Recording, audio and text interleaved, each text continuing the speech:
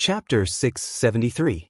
Fuyunji was currently the most powerful hall in Zhengxianmeng, so the benefits they occupied were also the largest.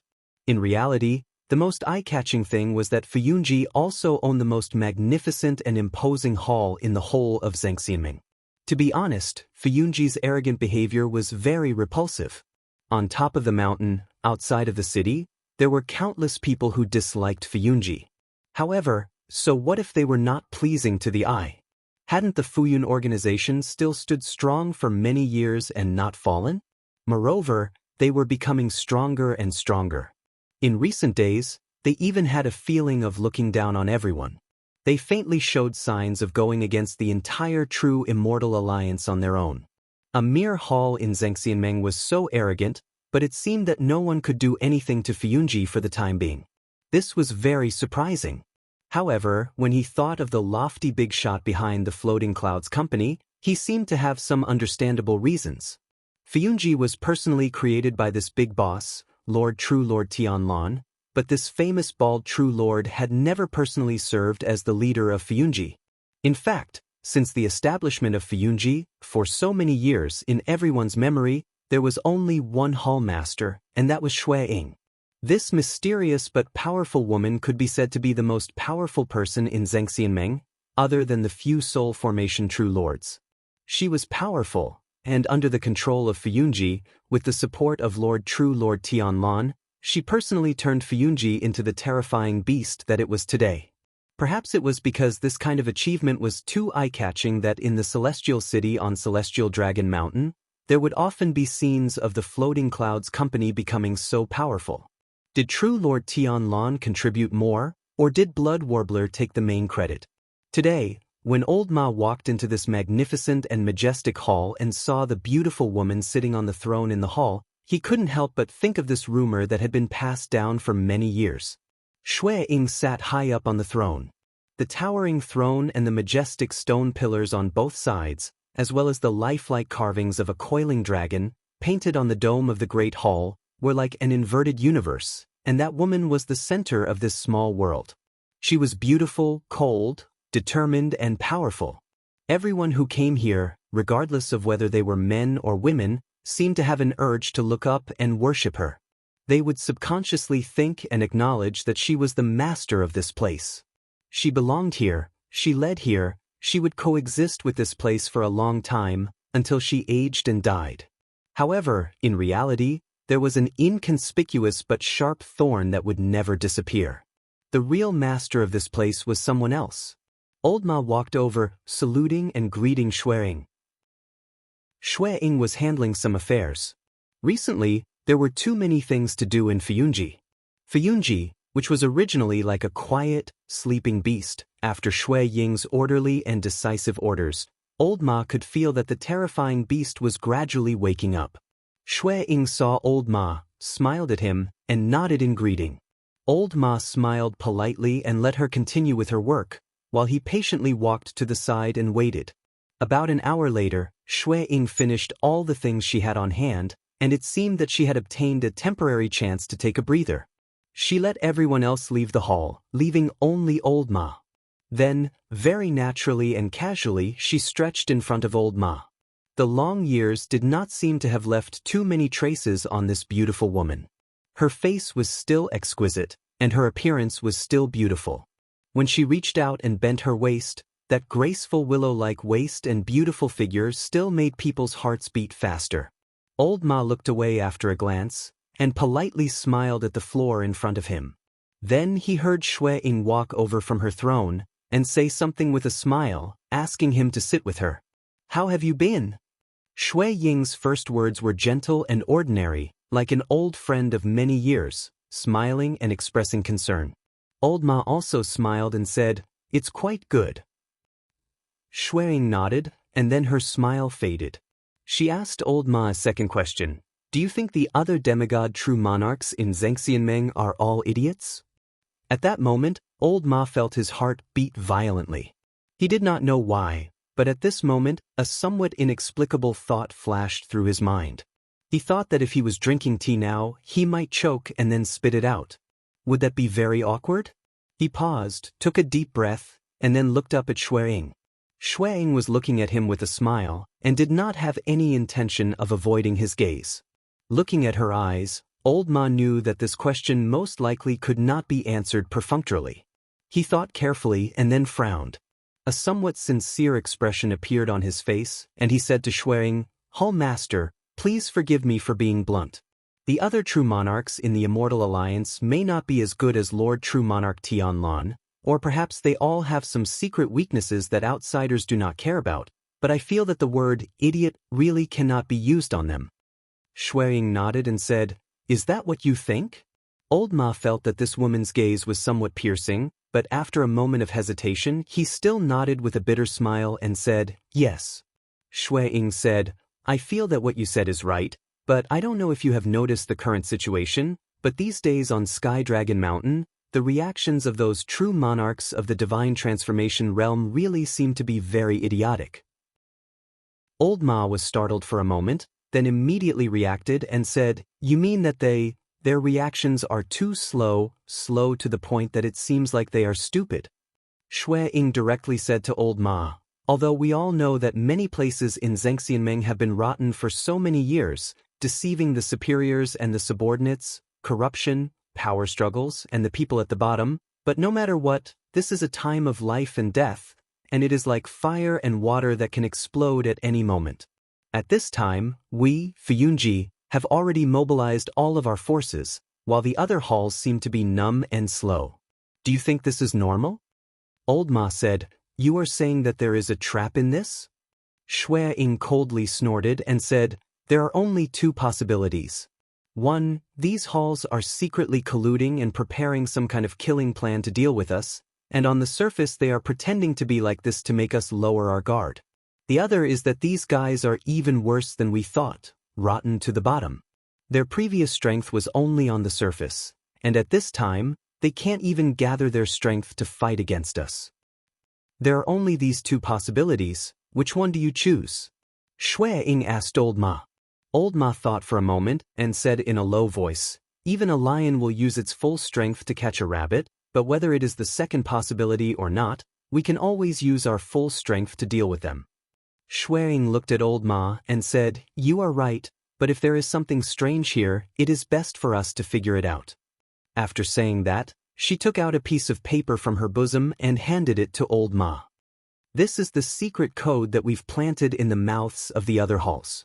Today, you should secretly make contact with them and see if there's anything we don't know about." Chapter 674. After coming out of the main hall of Fuyunji, Old Ma subconsciously raised his head to look at the sky.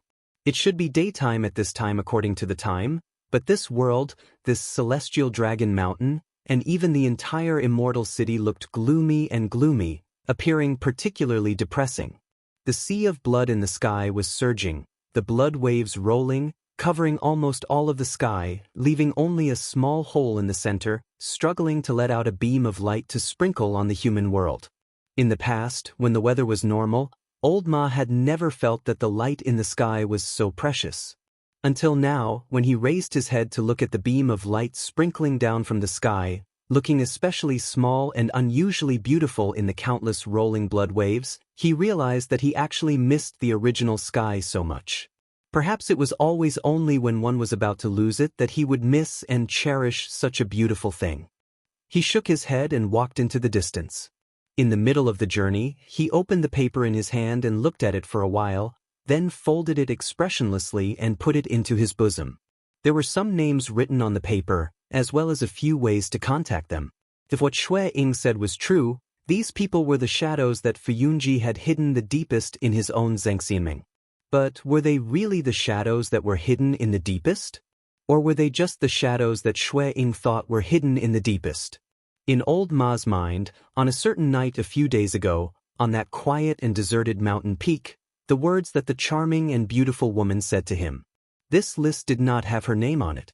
It seemed like old friends were more reliable, whether it was in terms of friendship or future prospects. Old Ma decided to find a chance to get 2 bottles of good wine later, and then go and flatter Luchin. That young man, although cold-hearted and murderous, had one good thing about him, and that was that he cherished old friends. He was still soft-hearted to old friends. But where was he now, and what was he doing? This was what old Ma thought in his heart. Lu Chen also raised his head and looked above his head. However, unlike old Ma on Sky Dragon Mountain, the sky above his head was not covered by the Blood Sea anomaly. Instead, it was the dome of a huge grotto. Due to the existence of the blood moon, it actually looked a little similar to the blood moon. The blood moon in the underground caverns seemed to have grown a lot bigger. Although it was still surrounded by the dark red light and couldn't be seen clearly, from the outline, it seemed to be twice as big as before. Although the underground cave was large, this change was still very obvious. And because of this underground space, Lu Chen soon felt a sense of oppression from the sky after entering this underground city. He felt that his breathing was a little unsteady, and his heartbeat was a little faster. Even the spiritual power in his dantian was a little restless, and his breath was a little messy. For a cultivator of his level, this kind of external interference was very shocking. It should be known that this was even in a calm state. If he went all out in a fight, Lu Chen was not sure if he could completely control the operation of his spiritual power. This was very fatal and also very dangerous. He turned to look at perfected Lord Tunlun, who was walking in front of him, and found that this damn baldy seemed to be walking as if nothing had happened. His steps were as steady as a mountain, as if he did not feel the strangeness around him at all, or the blood moon here did not have any effect on him at all. Was this the strength of a perfected Lord of Deity stage, or was this damn baldy simply too strong to be human? Perhaps sensing Lu Chen's gaze drifting over, perfected Lord Tianlan turned to look at Lu Chen, then smiled and pointed to the huge statue in the center of the city in front of them, saying, "It'll be fine when we get there." This sentence was a lie, because when Lu Chen followed him to the side of the statue, he found that the strange pressure he felt did not weaken in the slightest. This discovery made Lu Chen a little speechless, but seeing that perfected Lord Tianlan looked as if nothing had happened, he decided that there was no need to say more nonsense on this. However, halfway through, Lu Chen noticed that when the two of them walked past the house, which was also the house where the abnormality occurred when they came down to rescue White Lotus last time, perfected Lord Tianlan seemed to look over casually. However, nothing happened. The two of them just walked to the center of the empty city, and then perfected Lord Tianlan walked to the side of the strange stone statue. After examining it for a while, he turned to Lu Chen and said, "You've been here many times, haven't you? Have you touched this thing before?" Lu Chen walked to his side and said, "Yes." Perfected Lord Tianlan looked at him and asked, "How did it feel?"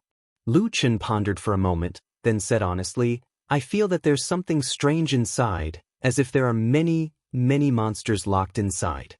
Although I'm imprisoned and unable to escape, as long as I touch this place, I feel like I'm being dragged inside." After saying that, Lu Chen looked up again, and his gaze swept across the huge stone pillar that was connected to the ceiling of the cave above. He asked, "According to the direction, this thing seems to be below the white tiger statue?" Perfected Lord Tianlan nodded and said, "You're right, this statue is a part of the white tiger statue." Lu Chen nodded silently, and the appearance of the white tiger statue on the ground appeared in his mind. The four divine beast statues in the Immortal City were quite famous, and they were the representative buildings of the Immortal City.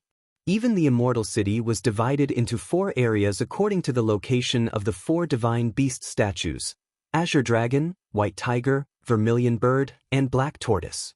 The four statues were extremely huge, but no one would have thought that they actually had such a huge part that extended deep underground. At least from Lu Chen's point of view, the lower part of the statue in the cave was even bigger than the statue on the ground. However, although the two were one, it was obvious that the four divine beast statues that had existed in the Immortal City for a long time did not have such a strange aura. Otherwise, there would have been countless people who had touched the four divine beast statues in the Immortal City, but no one had ever said that they felt such a terrifying aura. Perfected Lord Tunlan did not explain further, and merely waved at Lu Chen before sitting down beside the strange statue.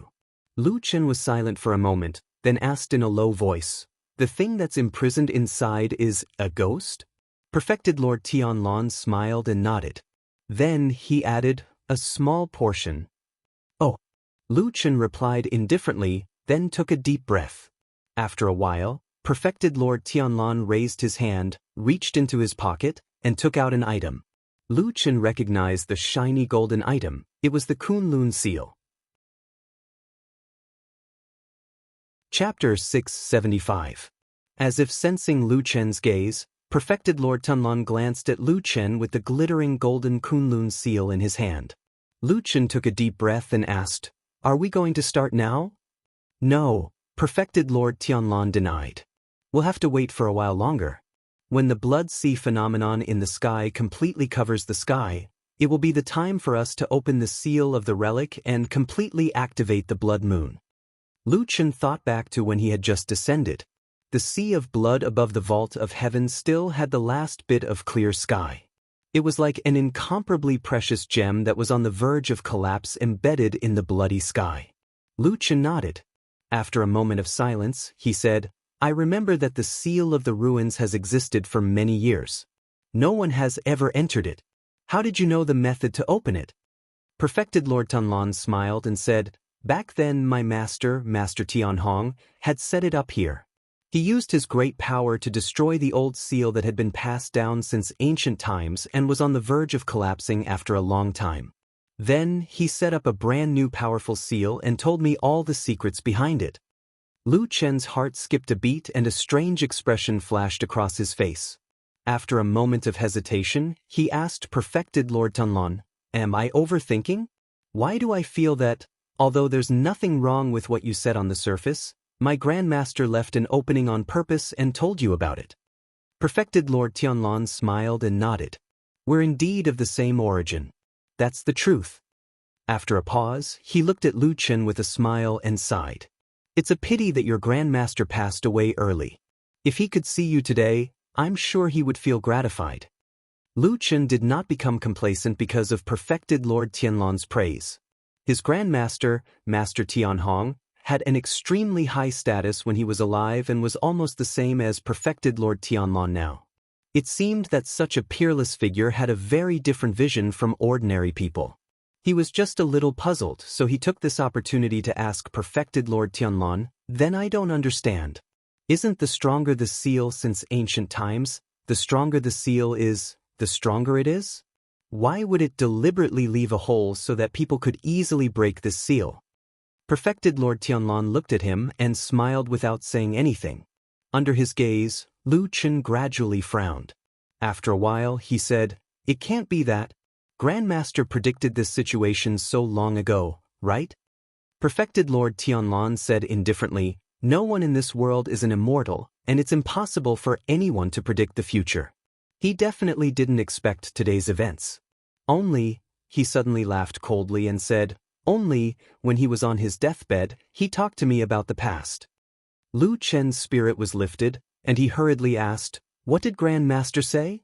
"What a joke." These were the words of a deity transformation stage true monarch who had looked down upon the mortal world before his death. There was definitely something extraordinary and profound about it. Only a fool would let go of the opportunity to listen to it. Perfected Lord Tianlan waved his hand, but his expression was very calm. He said, "It's not a particularly important secret. It's just some gossip." After he told me about the secret in the underground ruins of the Immortal City, he told me that we, the human race, are known as the spirits of all living things. We have been standing in this world for an unknown amount of time, but in these long years, we will always make some ancient mistakes. That is all caused by human nature. He said that the world will always be chaotic and difficult to calm.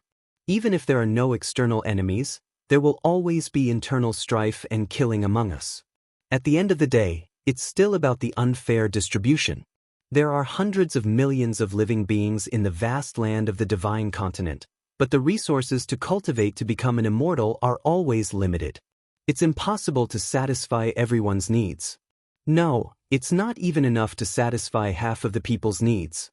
The supply and demand are already so tight. However, there are still some people in this world. At this point, Perfected Lord Tianlan's face suddenly revealed a ruminating look. He pointed at Lu Chen and then at his own chest. "Yes, this group of people are like us. Some of them even occupy resources that far exceed what they need. That's why there's a divide between the rich and the poor. The poorer the poor, the richer the rich. Lu Chen stared at the damn baldy for a while. You're quite insightful. However, why didn't you say that in the past? Am I stupid to say that? Perfected Lord Tianlan scoffed at that question. There are countless people in the world and most of them are no different from ants.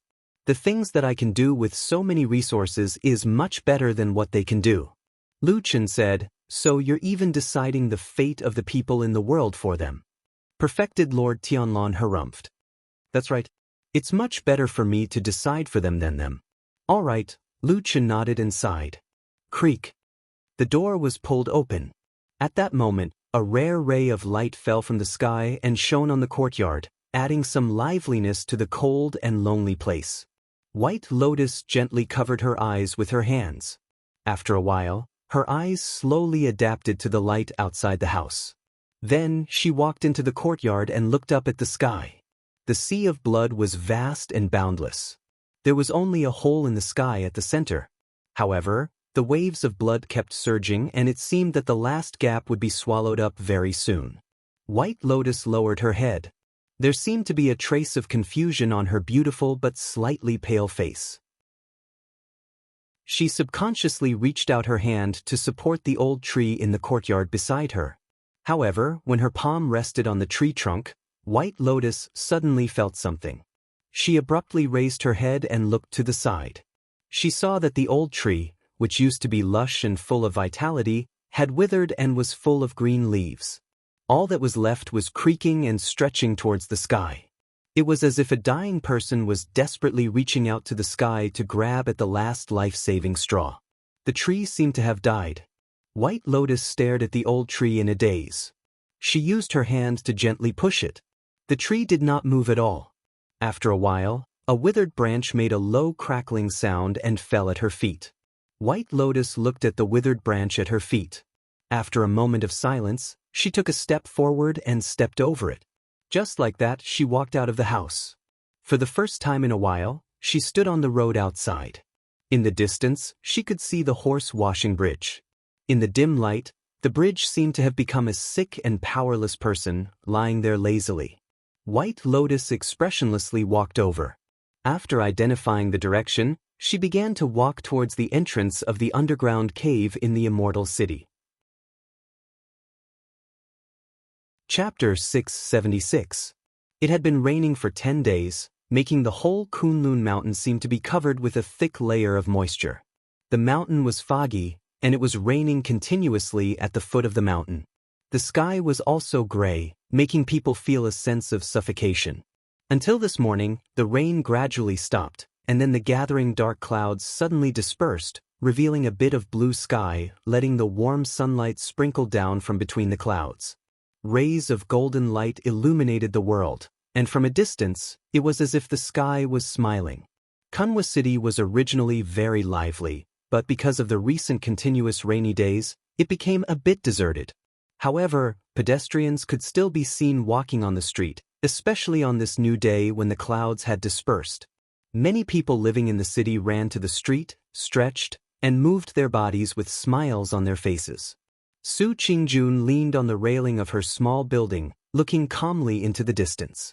She looked at the city, and occasionally looked at the picturesque scene of the sun and dark clouds in the distant sky. She didn't move for a long time, as if she was lost in thought. No one knew what she was thinking at the moment. After returning from the Immortal City, the things Lu Chen told her were not very difficult, but very troublesome, so she needed to be patient and do them slowly. Although the devil cult was declining, it was, after all, a big evil sect that dominated for a time and had tentacles all over the world. For so many years, it was unknown how many spies it had set up in the open and in the dark. It wasn't that there weren't such remnants of the devil cult with powerful combat strength and profound cultivation, but there were definitely not many of them. It could only be said to be rare, and those who could pose a threat to Su Qingjun were even rarer. Therefore, after she returned to the Kunlun party, she had been pushing for these remnants of the devil cult to be tracked down, but the progress had been slow. In different places in the world, sometimes it really made people feel that the speed of the passage of time was different. Su Qingjun felt that when she was in the Immortal City, every day seemed to be very tense, like being strung on a string. But after returning to the Kunlun party, everything suddenly became slow. Everyone was living a quiet and ordinary life. Staying in Kunwu City and the Kunlun party, she would have a kind of illusion that she had become numb. Perhaps she would unknowingly become old like this. Was this kind of life good? Su Qingjun couldn't understand it in her heart. It was just that she had been back for so long, and she herself was an exceptionally intelligent woman. Although no one said anything to her, Su Qingjun still vaguely guessed some things in her heart. Tracking down the remnants of the devil cult was of course very important. At least on the surface, it was an important matter that everyone in the world recognized. After all, the good and the evil could not coexist. But to put it bluntly, of course, this matter was just a matter of face. It was naturally very important for the common people to see. Of the people of the devil sect to see. The evil cult had completely collapsed and could no longer make a comeback. Everyone in the righteous faction knew this in their hearts. However, in order to scare those ignorant mortals, the evil cult could still be used a few more times. But if that was the case, why did Lu Chen ask him to come back? Yes, it was perfected Lord Tianlan's order. However, Su Qingjun felt that if Lu Chen hadn't spoken, the high and mighty ancestor probably wouldn't have cared about a woman like her. Was it because he was worried about danger? He felt that there was some kind of danger in the Immortal City, so he was thinking of ways to get her to leave and return to Kunlun Mountain. A cool breeze blew from afar, bringing with it a slight chill. There was also a slight fragrance of moist vegetation, as if it was blowing from the hazy Kunlun Mountain.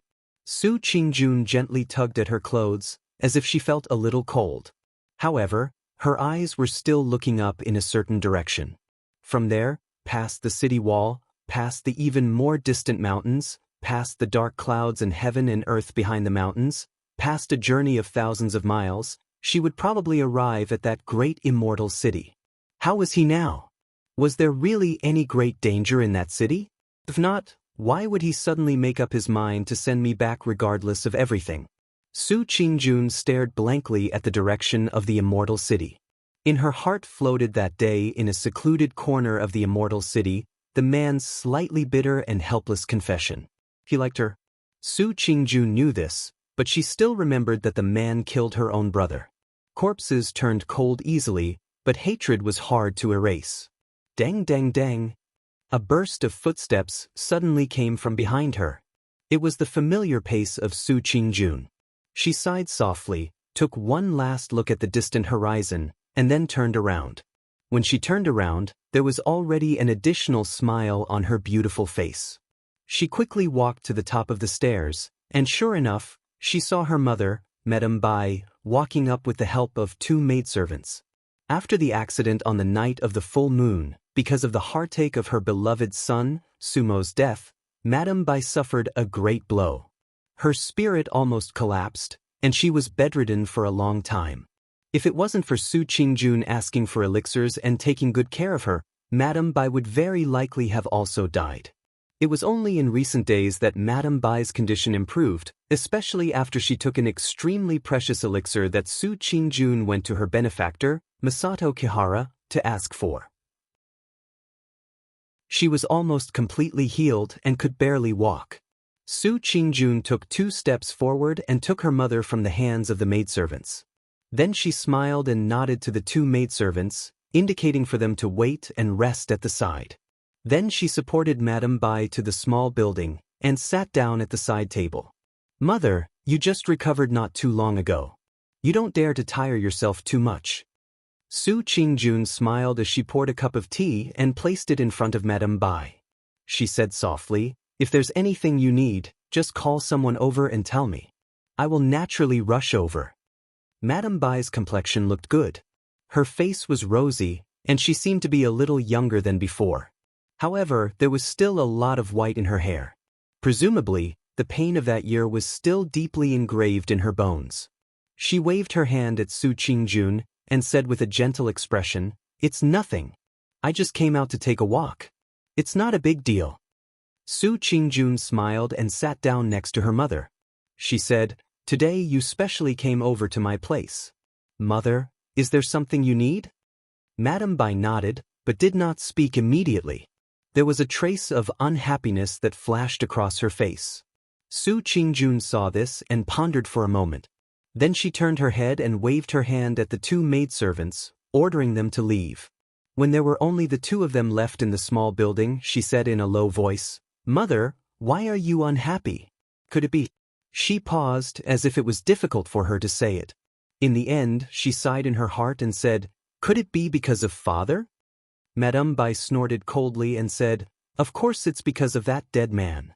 You still don't know, but that old man of yours has already made up his mind to marry that slut outside as a concubine." Su Qingjun was silent for a moment. Then she said, "She gave birth to a son after all. Father will not let that child wander outside no matter what." But Madame Bai was obviously very angry about this, but she also felt a little helpless. She cursed a few times and then grabbed Su Qingjuan's hand. She said, "Jun, you are a person with cultivation. Help me. Tonight, sneak over and strangle that slut to death." Su Qingjuan's body shook. She raised her head in shock and looked at her mother in front of her. It was as if she had just met this person for the first time. She revealed a somewhat incredulous expression. Chapter 677. Su Qingjun was silent for a long time and did not speak. Finally, it made Madame Bai feel a little strange. She turned her head to look at her daughter and said, "What's wrong?" Su Qingjun felt that her breathing was faintly difficult. She took a deep breath and calmed herself down. Then she said to Madame Bai in a low voice, "Mother, this is not appropriate, right?" Previously, Su Qingjun addressed Madame Bai with a very respectful honorific. Although the tone of this mother was not so solemn, the distance between the two of them was pulled closer. It felt more intimate. Madame Bai also felt it. Her heart was slightly warmed. She nodded and looked at her daughter with a slightly gentler gaze. However, her mouth continued to say, "There is nothing inappropriate. If I tell you to do it, you just do it. That slut outside is just an ordinary mortal. You are now a Jin Dan realm cultivator. You have great abilities. If you want to kill that child, it will be an easy matter. No one will find out." Su Qingjun frowned. There was the wisp burning in her heart for no reason. It made her annoyed and irritated. However, she still had a calm temperament. She quickly suppressed the fire in her heart. She patiently said to Madame Bai, "Mother, I did not mean that. It is not a question of whether or not I can kill that child, but whether or not I can kill that child.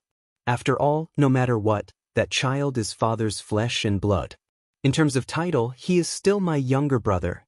As soon as the last two words came out of her mouth, Su Qingjuan's voice stopped abruptly. There was a burst of regret in her heart. However, it was already too late.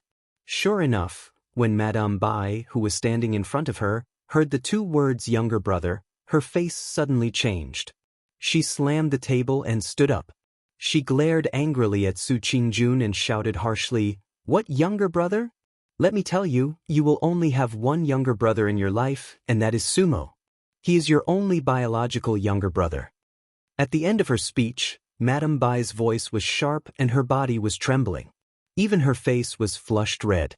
Her eyes and eyebrows looked especially ferocious, as if someone had stabbed her in the most painful place in her life. Su Qingjun immediately lowered her head and supported Madame Bai at the same time. She said hurriedly, "Yes, yes, yes. Of course, I only have one younger brother, Sumo. Mother, don't be angry. Don't worry. Let's talk nicely. If there's anything, let's talk nicely." Madame Bai's chest heaved up and down. She seemed to be very angry. She took 2 steps back and sat down on a chair.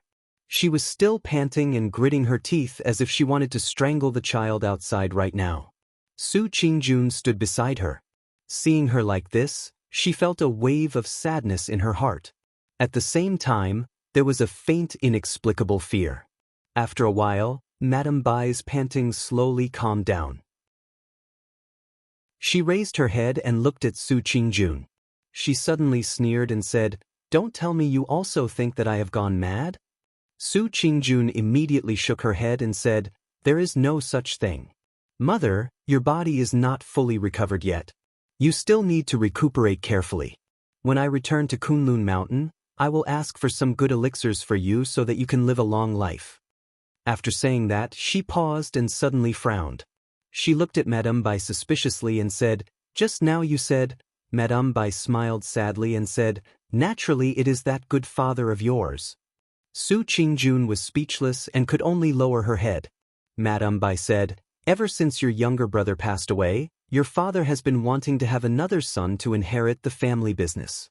Shameless old thing." "Mother?" Madame Bai sneered and said, "The current Su family business was taken care of by my maiden family in the past. Later on, it was you who worked hard to earn it. Originally, other than providing for your cultivation, the rest of the family business was naturally handed over to your younger brother, Sumo. In any case, I also know that you don't care about these mundane affairs, so this is the best way." She took a deep breath, as if to encourage herself and give herself courage, so that she could continue to face this cruel world outside with her chest out.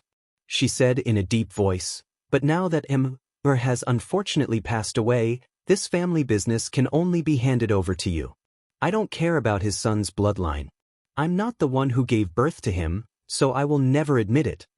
Su Qingjun smiled bitterly and didn't know what to say for a while. Madame Bai looked at her face and suddenly her expression changed. She said, "What do you mean? Don't tell me that even you have a change of heart? Do you think that Emperor's death is the end of all troubles? Now you're colluding with your father to go against me?" Su Qingjun looked at her mother. Madame Bai's expression was unusually mournful, which was very different from the past. She couldn't help but feel a chill in her heart and then softly said, "Of course not. Mother, I will definitely stand on your side. Don't be angry. If you get angry and hurt your body, it will be terrible." Madame Bai looked at her for a long time, and then her expression gradually eased. Su Qingjun didn't dare to let her continue talking nonsense. She supported her to go downstairs and at the same time said, "Mother, I will consider these things. After all, it is not a small matter. Let me think about what to do. Go back and rest first and wait for my news." Madame Bai's face revealed a trace of exhaustion, but her mouth was still mumbling indistinctly, "Humph, want to steal Armor's family property? Dream on. One by one, I will kill all of you." The sound of teeth gnashing sounded like curses and curses, which made Su Qingjun frown. When they reached the bottom of the stairs, a maidservant came to receive Madame Bai and supported her. Looking at the gradually disappearing figure, Su Qingjun's face gradually turned pale. She turned and walked back upstairs. Her footsteps on the stairs were especially heavy. When she leaned on the railing again, her gaze seemed to have once again crossed thousands of rivers and mountains, flying to the side of that person thousands of miles away. What is he doing now? There was no longer any warmth in this house. It was as cold as ice. If she had known earlier, perhaps she would have stayed in that dangerous immortal city and stayed with him. Perhaps it would have made her heart feel warmer. When would she be able to see him again? Su Qingjun had never missed that figure that was buried deep in her heart so fervently and longingly. There was no sun or moon underground. The light above his head seemed to never change. Lu Chen waited in the underground city for a long time, but he couldn't tell how much time had passed. What had the outside world become? Had the sea of blood in the sky already drowned the last crack? Had the end of the world arrived? Or was this blood moon about to rise into the sky? He raised his head and looked at the blood moon that was hidden in the dark red light, floating and sinking indistinctly. Suddenly, Lu Chen's pupils shrank. He saw that at that moment, the blood moon above his head suddenly shook violently. Then, a strong light shone out from the blood moon, passing through all the hazy blood mist and the dark red light, directly dyeing the underground cave a bright red. It was like a sea of blood, drowning everything. There was a sudden movement beside him. Lu Chen turned his head and saw that perfected Lord Tunlan slowly stood up and looked up at the blood moon. After a while, he heard the bald perfected Lord say calmly, "The time has come." Chapter 678. Perfected Lord Tianlong turned around and walked towards the huge statue. Lu Chen followed closely behind him. Then, he heard Perfected Lord Tianlong ask, "Have you ever broken a seal before?" Lu Chen thought for a moment and was a little unsure. He hesitated for a moment before saying, "I've encountered something similar. Of course, I always try to break it. I didn't pay too much attention to it. Sometimes, it's just a slightly stronger mechanism. I'm not sure if it can be considered a seal." Perfected Lord Tianlong chuckled. "That probably can't be counted." He pointed at the huge silver pillar and said, "Actually, you can think of breaking a seal as opening a door.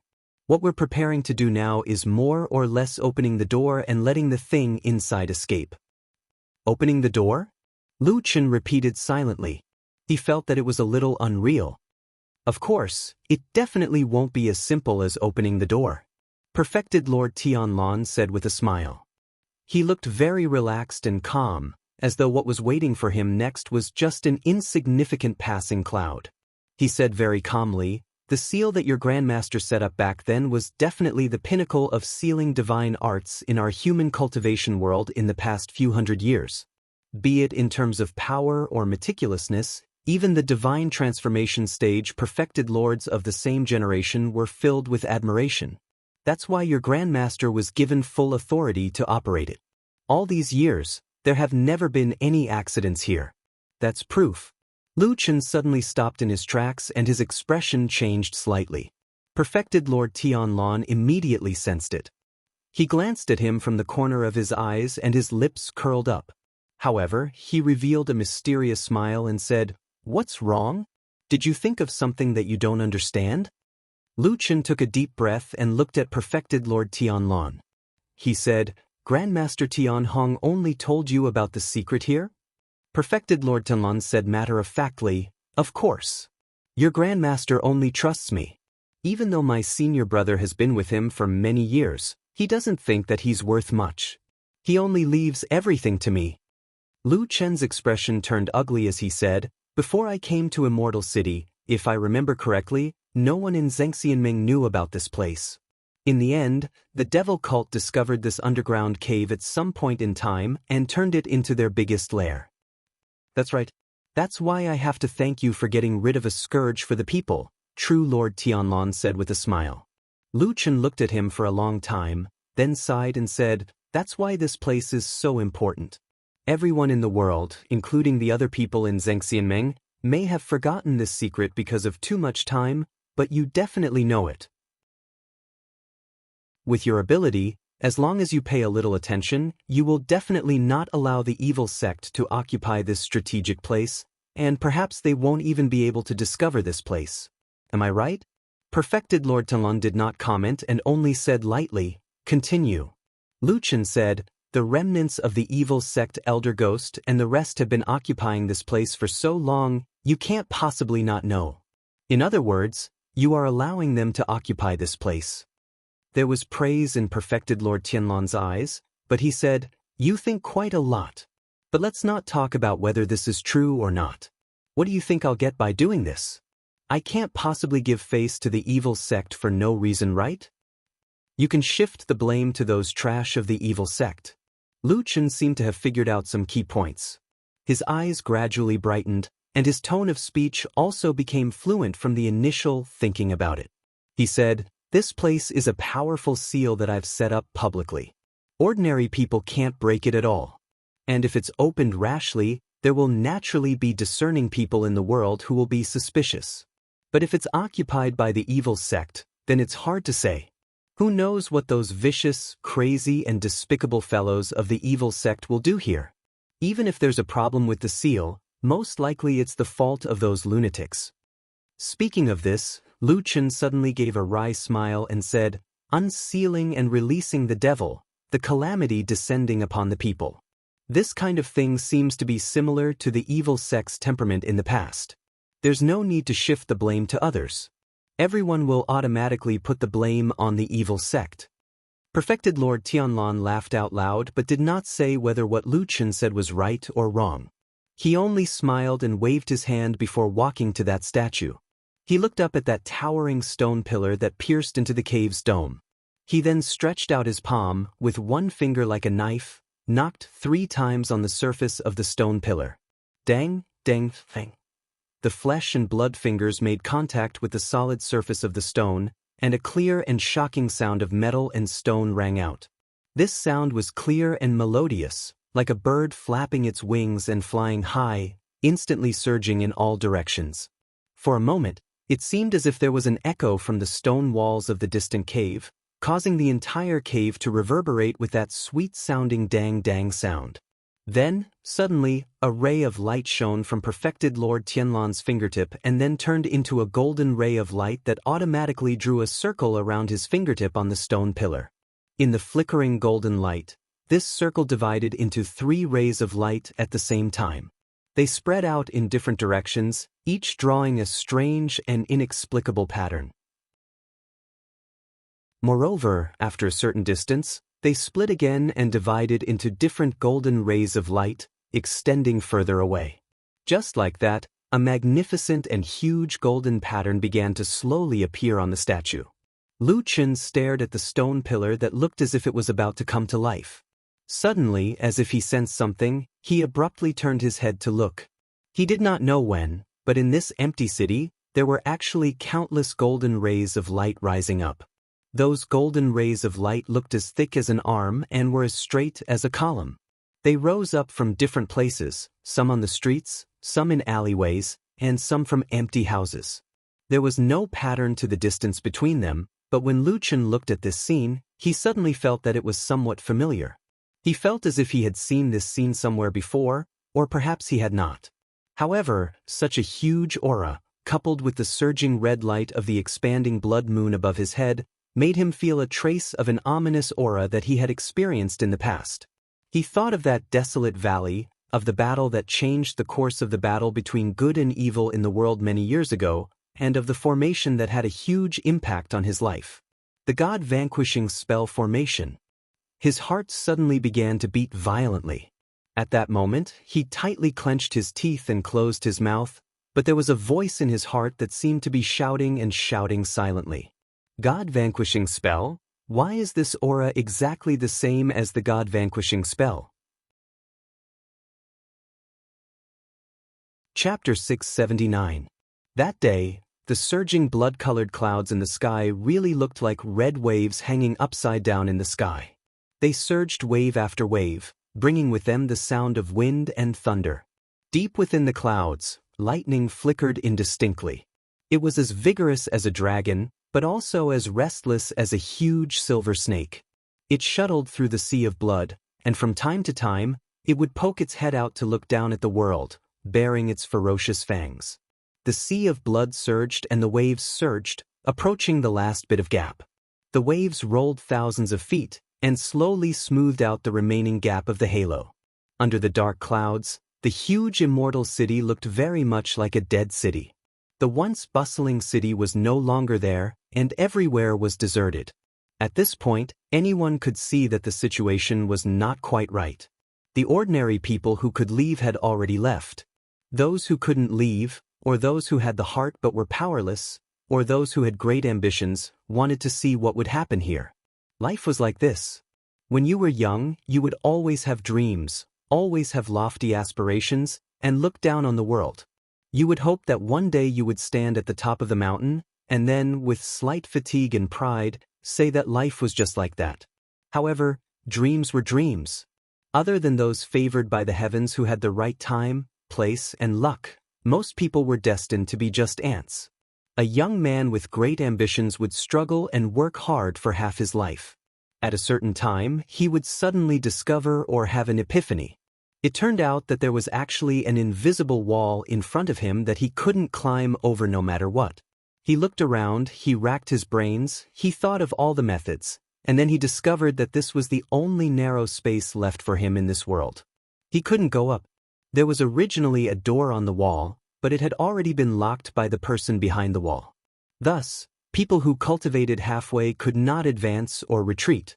There was no way forward, and it was even more miserable to retreat. Because you had tasted the sweetness and benefits of cultivation, how could you be willing to return to that lowly and poor world of mortals? Countless people were like desperate ants, trapped there. They had to work like cattle and horses for others, and there was nothing they could do. The cultivation world was so harsh, so powerful, and so orderly. No one could challenge this rule. Unless you were a heaven-defying genius, a favored son of the heavens. But if you really were such a peerless character, in the long history of the past, everyone who had climbed over the wall would turn around and lock the incomparably heavy door once again. A young dragon slayer turned into an evil dragon. Most people did not have the ability or the courage to break through their shackles until they suddenly saw a strange change in the sky. It looked like the sky was changing color. Perhaps it would destroy the world, or perhaps it would just break the shackles. The possibility of this happening was actually very low, but there were people who were looking forward to it. For this reason, they did not hesitate to take the risk of staying in this ever-changing city, waiting for the arrival of the apocalypse. They were like lowly mice, but also like despicable killers, gnashing their teeth and cursing the people on the mountain, looking forward to the destruction of the world, looking forward to changing their fate. No one knew when it started, but most of the Zhengxianming cultivators had returned to Mount Celestial Dragon, unwilling to go down the mountain to the Immortal City. The blood waves rolled in the sky, and the Immortal City was also gloomy and miserable. Many people had left, and those who were left under the dim sea of blood, for some reason, gradually began to become more and more like beasts. But even on Mount Celestial Dragon, the atmosphere became increasingly tense. Several major forces occupied their own territories, confronting each other, but gradually approaching the time when the sea of blood in the sky was completely submerged, the situation on Mount Celestial Dragon underwent a subtle change. Fiyunji still stood firm and guarded the largest territory, but the other forces, to be exact, the forces of the other deity transformation stage cultivators, began to gradually integrate and join forces. The people of the Grand Courtyard could go to the territory of the Heavenly Law Hall. The people of the Starry Hall would greet the guards of the Grand Courtyard with a smile when they saw them. The checkpoint of the Heavenly Law Hall was removed from the people of the Grand Courtyard and the Starry Hall. Everyone laughed and mingled together, like the best of brothers. Their subordinates were like this, and their leaders were also like this. Without the tacit consent of the higher-ups, this kind of thing could not happen. This situation was quickly fed back to Fiyunji. When Shui-Ying opened the note in her hand, she found that half of it was dyed red with blood. It was a ghastly sight. Shui-Ying silently opened the note and read it once, then touched the bloodstain with her finger and looked to the side. Old Ma was standing not far from her with a frown on his face. "There are losses?" Shui-Ying asked softly. Old Ma nodded and said, "When this note was delivered, 3 people died on the way. They were all lines that we buried for a long time." Lines and shadows were common names in Fiyunji, and they represented the same meaning. A trace of sadness flashed across Shui-Ying's face. She then took a deep breath and pulled herself together. Her face looked cold and said, "Are these people planning to ignore everything? They don't want the old rules anymore." Old Ma glanced at the woman sitting at the head of the table out of the corner of his eye. There was a strange look in his eyes, and he felt that it was strange. Now, the situation had clearly become clear. What was about to happen was a violent storm. However, how could this hall master of the Floating Clouds Division, who was used to seeing such a scene, still be in disbelief at this kind of slaughter? Shui-Ying was silent for a while, then stood up and said to Old Ma, "Since they shed all pretense of cordiality first, we must also respond." As she spoke, she walked over and handed Old Ma a piece of paper with a few names written on it. She said, "These people are the people that their halls planted here. Take some people with you and get rid of them." Old Ma's body trembled slightly, then he nodded in agreement. However, when his gaze swept over the white paper, his expression changed slightly. After a while, he looked up at Shui-Ying in shock. Shui-Ying smiled tiredly and said, "What, you didn't think of this?" Old Ma was silent for a while, then said, "No wonder you would let me handle such a confidential matter. These people, these spies, they can actually climb to such a high position." Shui-Ying said indifferently, "There are a few people at the top who actually weren't spies from the beginning. They are the heroes of Fiyunji. They followed me and followed Lord Supreme Tianlong. After many years of hard work, they established the foundation of Fiyunji. Old Ma raised his head and looked at her. Shui Ying smiled and walked away with her hands behind her back. Only her voice was still slowly transmitted over, saying, "It's always this kind of story. People are dissatisfied. There will always be people who feel that their contributions are too great. There will always be people who are dissatisfied. There will always be people who can go through thick and thin with us but can't share the riches. This and that, they will be pulled over by others." Old Ma suddenly felt an impulse and couldn't help but ask, "Does the Lord Supreme know about this?" Shui Ying turned around and looked at him with a strange expression. "Then who do you think gave me this list?" Old Ma suddenly felt a chill in his heart and couldn't say anything. Chapter 680. The light in the underground city had unknowingly become much brighter. This was not surprising because when the blood moon changed, all kinds of lights lit up. Numerous light beams rose from various places in the empty city, and the slightly oppressive and dim environment here changed. However, the strange thing was that although everything happened so quickly and looked so grand, when the light shone out, it did not make too much noise. The scene of the sky collapsing and the earth splitting did not appear as he had imagined. However, in this strange silence, the pillars of light kept flashing, as if they were ghosts that had opened their eyes in the netherworld, staring at the center of the city. They seemed to be waiting for something. Waiting for a change. After a long and painful period of time, the souls that had been suppressed in the abyss and could not break free were all stirred up when they smelled the scent of freedom. In the sky full of light, Lu Chen's eyes finally fell on the small golden seal in perfected Lord Tianlong's hand. The Kunlun seal lay quietly in the palm of that broad palm without showing any abnormality, as if it was also waiting for something patiently. Perfected Lord Tianlong glanced at Lu Chen, smiled, and asked him in a very gentle and intimate tone, "Are you ready?" Lu Chen stared at this person, neither saying yes nor no. After a while, he suddenly asked Perfected Lord Tianlong, "This matter is of great importance. Not only our lives, but also the lives of all the people in the world may be dragged into it. Why do you always look like you don't care about it?" "Am I?" Perfected Lord Tianlong thought for a while and seemed to reflect on himself. Then he smiled and said, "Maybe it's because I'm born calm. As long as I can accept it, I'll do whatever I want." Lu Chen nodded and didn't say anything else. Without saying anything more, Perfected Lord Tianlong took 2 steps forward and looked around. He looked at the rising pillars of light and the flickering blood moon in the clouds. Then he slowly clenched the Kunlun seal in his hand. At first, the golden light was gradually blocked by his palm. Then, Lord Tianlong suddenly formed a strange seal with his hand, and a beam of golden light shot out from a strange angle in his palm. Although the light was thin, it was straight and bright. Lu Chen suddenly heard a faint sound reverberating in his ears. He almost thought that he was hallucinating at that moment, but he quickly reacted. The sound seemed to really exist, and what was even stranger was that the sound did not seem to exist in this place at all. It was the sound of the waves. It was as if the waves of the sea were crashing against the shore, crashing against the white sand. Wave after wave, it never stopped, and it was full of order. The air seemed to tremble and sway along with this sound, and an invisible wind blew past him. The wind didn't have the salty smell of the sea breeze, but it carried a hint of blood. Lu Chen's pupils shrank slightly. Perfected Lord Tianlong seemed to be determining the direction. His lips moved slightly as he silently chanted some unknown incantation. His pace was sometimes fast and sometimes slow, and his direction was sometimes left and sometimes right. The only thing that didn't change was that the beam of golden light was always in front of him. Just like that, he began to walk under the stone pillar in the center of the city. Gradually, he actually left the huge stone pillar and walked into the street filled with houses.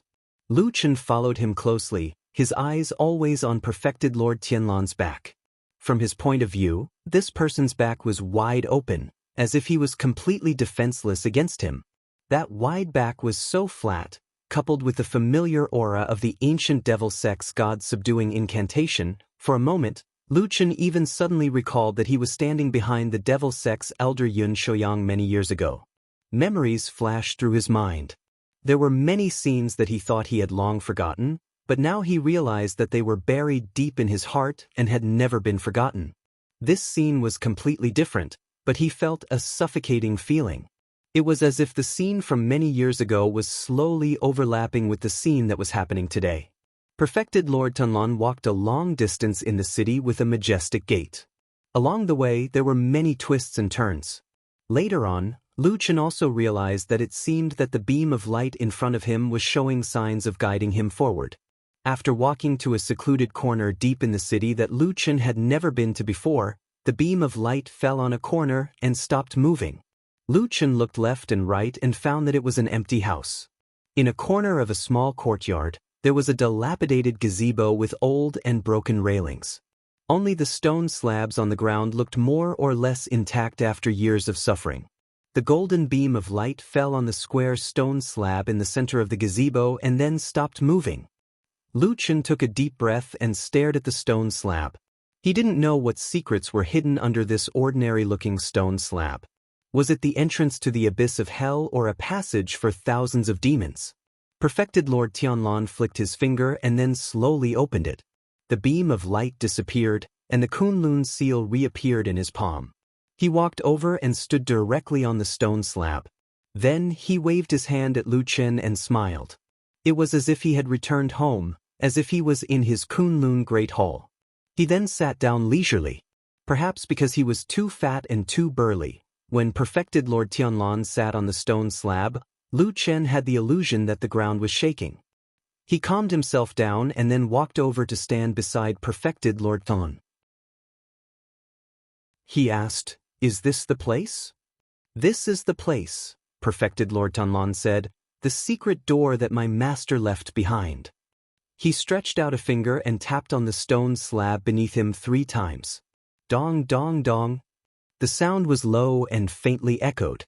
A moment later, Perfected Lord Tianlan and Lu Chen suddenly looked up at the sky at the same time. The blood moon on the dome of the huge grotto, which had been rotating and swaying slowly, suddenly began to speed up as if it had been stimulated by something. Lu Chen stared at the blood moon for a moment and then lowered his head to look at Perfected Lord Tianlan. Perfected Lord Tianlan didn't look at him again. He calmly picked up the Kunlun seal, put it down, and stamped it on the stone slab in front of him. Then he hit it with the golden seal in the order of east, south, west, and north. Then he reversed the order and hit it again. Amidst the silence, a deep sound suddenly rang out from beneath the stone slab. On the originally seamless stone slab, a square stone slab suddenly sank down by about an inch. Looking at its size, it was about the same size as the Kunlun seal. Perfected Lord Tianlan then raised his head and looked at Lu Chen. Lu Chen only felt that his throat was a little dry. He took a deep breath and then nodded at him. "Since we've come this far, let's do it," he said. Perfected Lord Tianlan smiled, then picked up the Kunlun seal and placed it precisely in that inconspicuous little stone cave. Nothing seemed to have changed. It was still very quiet at the beginning. When the wind blew through the courtyard, their clothes swayed slightly. Then, from the depths of the ground beneath their feet, there was a sudden boom, as if something had suddenly exploded. Chapter 681. An invisible wave spread out from the depths of the ground under their feet.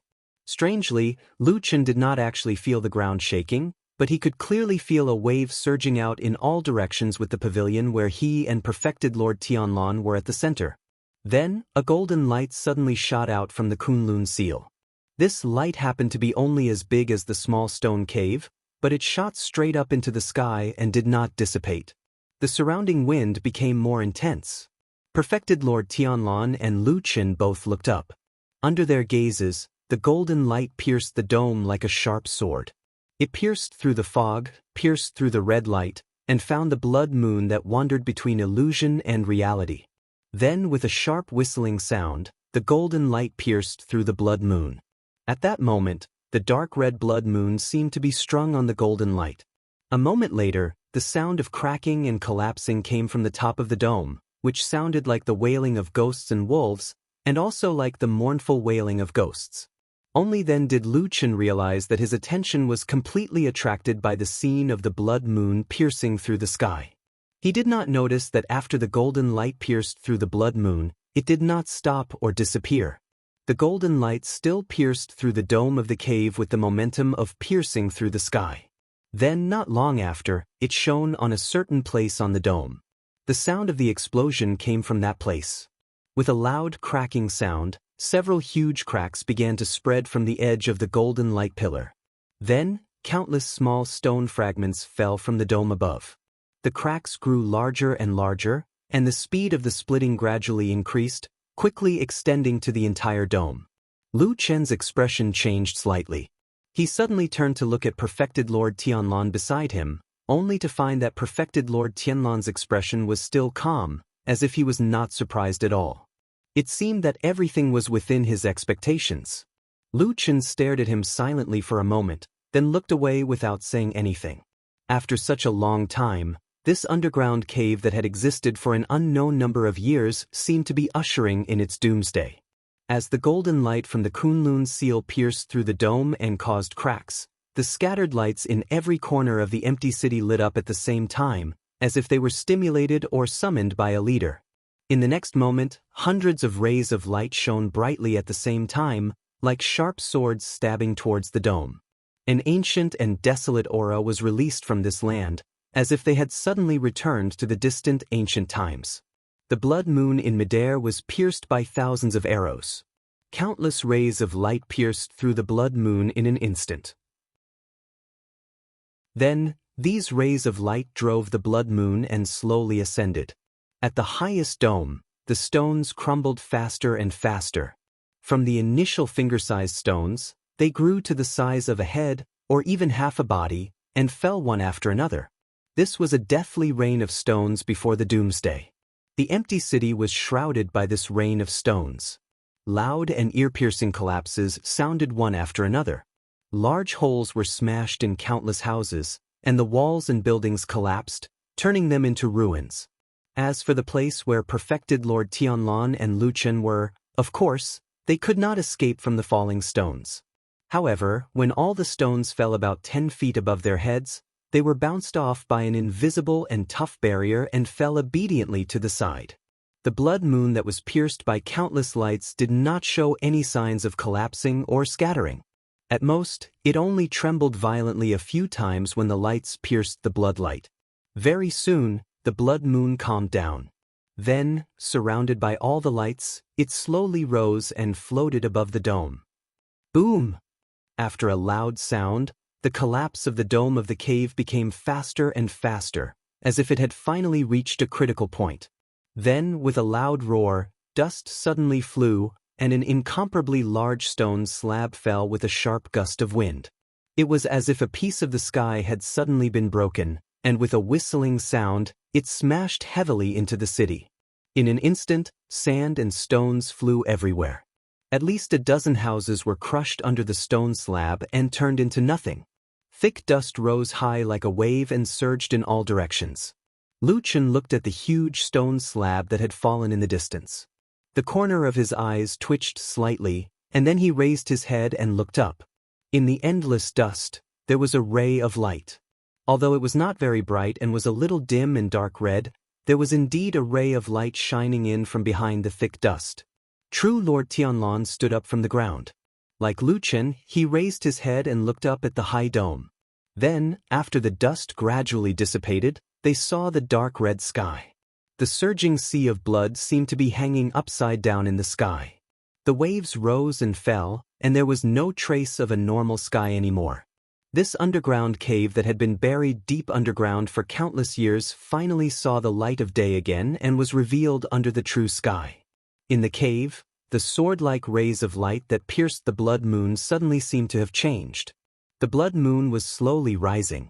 Looking at its direction, it was rising towards the huge hole that had suddenly appeared above its head, and the color of the light that pierced the blood moon gradually dimmed. Not only that, their original golden light actually began to turn blood red. From the ground, it looked like many large blood-red hands, one after another, carrying the blood moon and floating higher into the sky. Such a strange scene made people shudder. Lu Chen stared at the blood moon. Just like that, its speed gradually increased and it gradually approached the huge hole. Then, there seemed to be a sudden clap of thunder in the sky. The blood moon leaped out and suddenly left the underground world and reappeared in the world. At that moment, the blood moon trembled. Then, it shone brightly and emitted tens of thousands of rays of blood-red light, illuminating the entire immortal city and the world. A blood moon slowly rose from the immortal city, looking down on the world with the power of a king. Then, it rose all the way to the dome in the sky. In the underground world, it was unknown when it had quieted down. The light rays scattered and dissipated.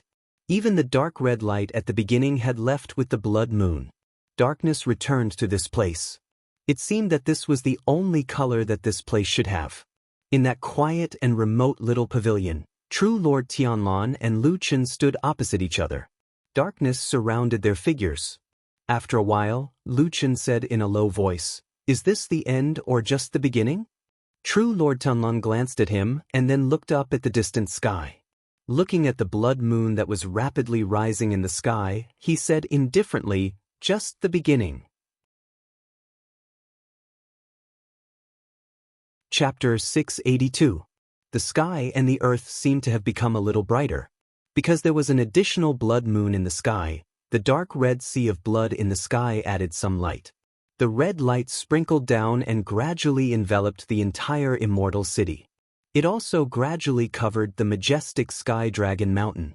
Many people had fled from the immortal city over the past few days, so the city seemed a little empty. However, under the red moonlight, one could still see some figures flashing in some deserted streets and alleys from time to time. They shrank their heads and hid their bodies. From time to time, they would poke their heads out and peep at everything around them. They stared at the mountain peak in the distance. Under the strange blood moon, their eyes were filled with eagerness and greed.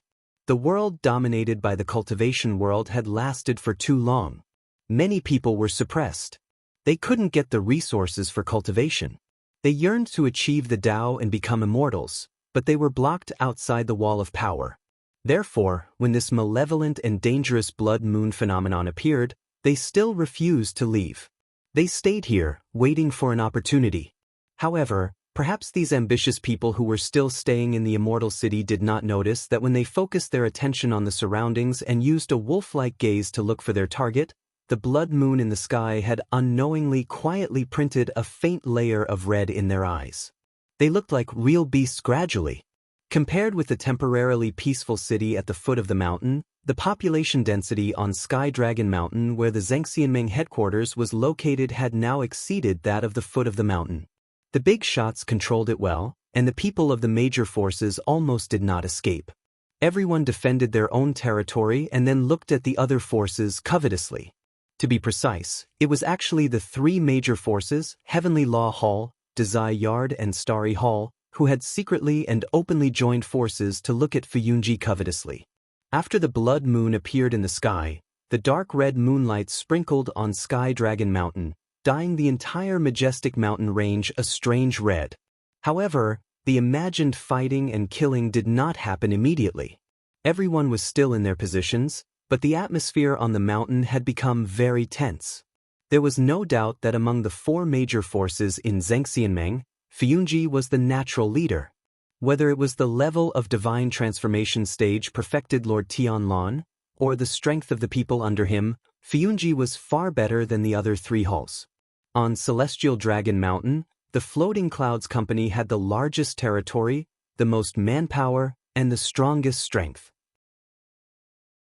However, now that a powerful enemy was watching from the sidelines, the Floating Clouds Company's internal affairs were faintly unstable.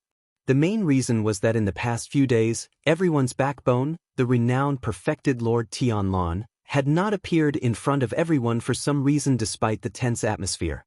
This more or less affected the morale of the elites in Fuyunji, but for many years, Fuyunji was stronger than the other halls in terms of discipline, so there was not too much chaos. Otherwise, if it was the other three halls, as long as their old perfected lord did not appear, it would have been noisy by now.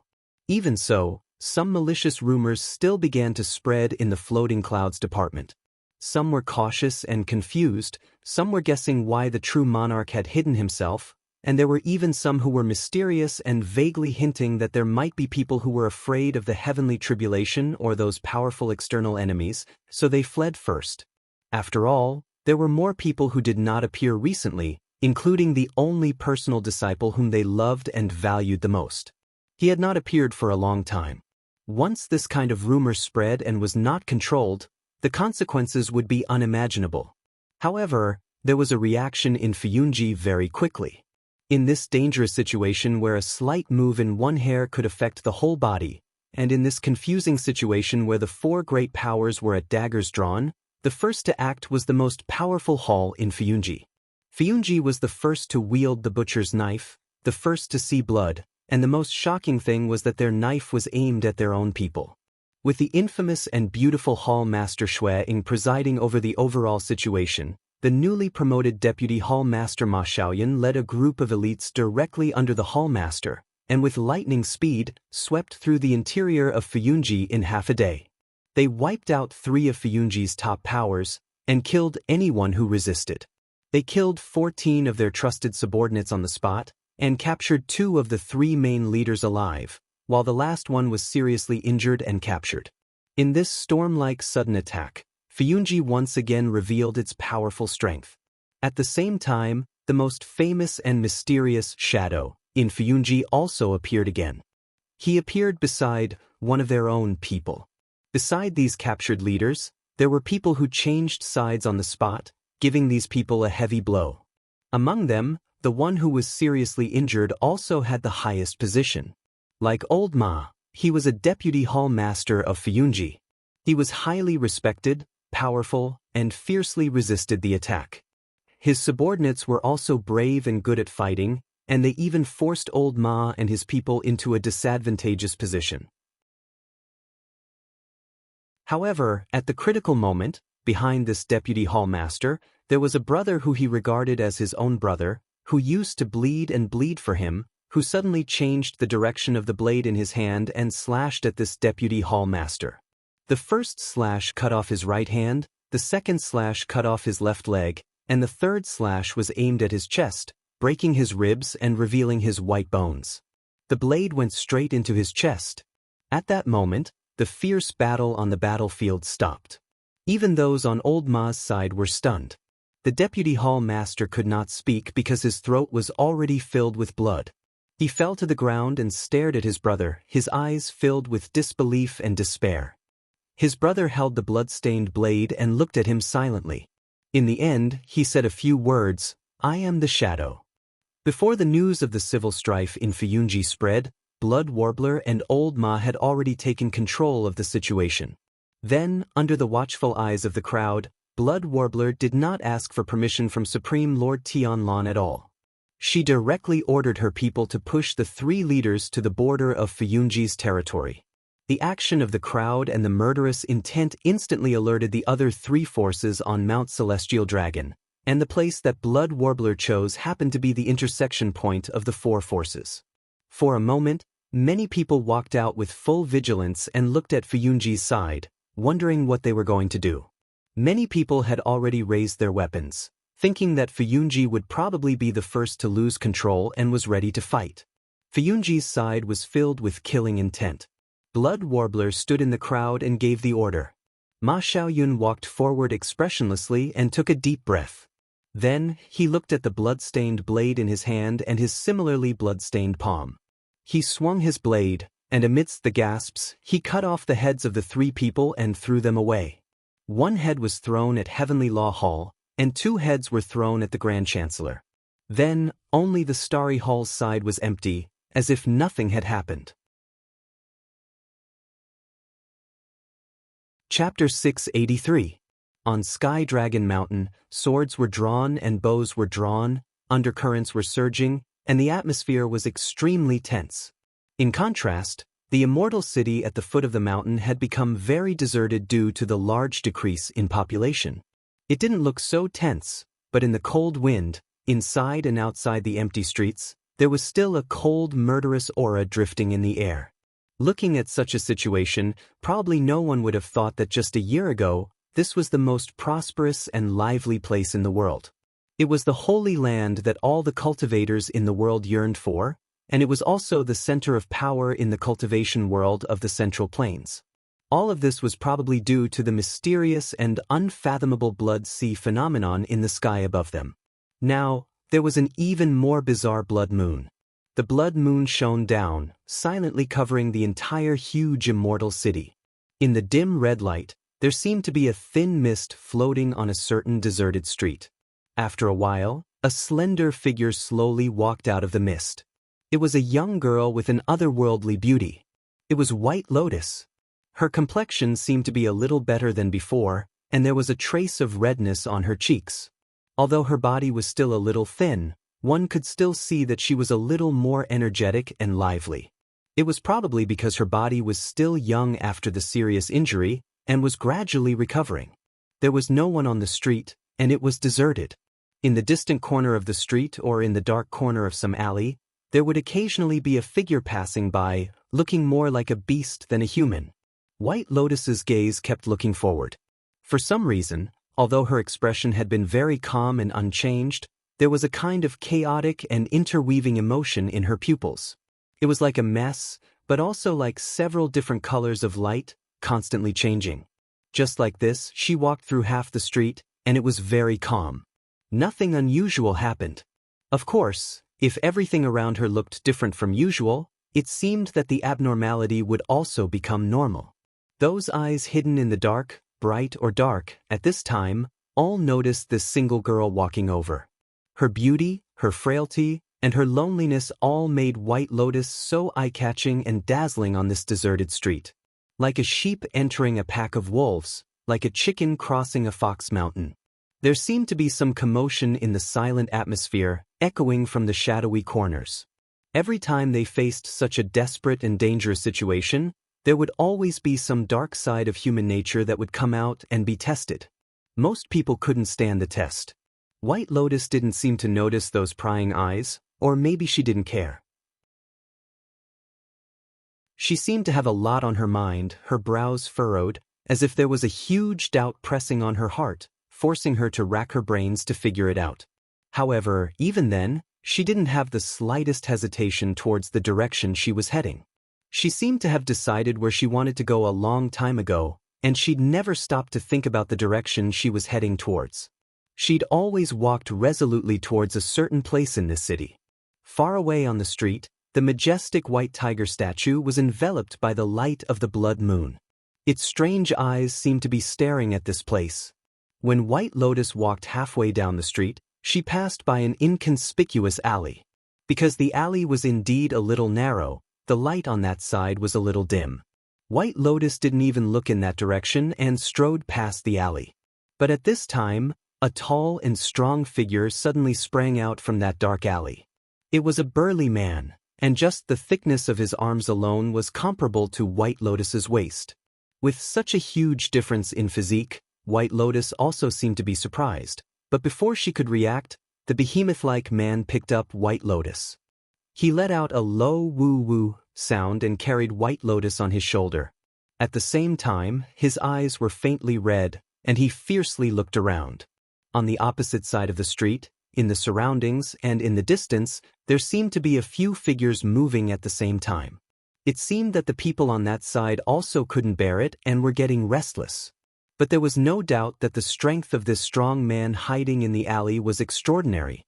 He even intimidated those potential enemies. Under his fierce gaze, the surroundings still remained quiet, and those moving figures also stopped, then disappeared into the shadows. The man let out a beast-like laughter, and his body retreated. In the blink of an eye, he brought the seemingly powerless White Lotus back into that dark alley. On the long street, it was a desolate scene, only a gust of cold wind blew, sweeping a burst of chill. Bone-piercing cold. The long street was quiet for a while. Then suddenly, there was a strange sound, somewhat abruptly drifting on the street.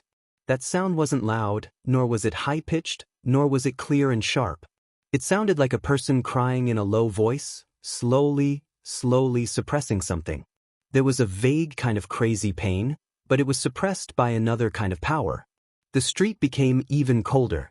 All of a sudden, the shadows in the dark and in the light became motionless.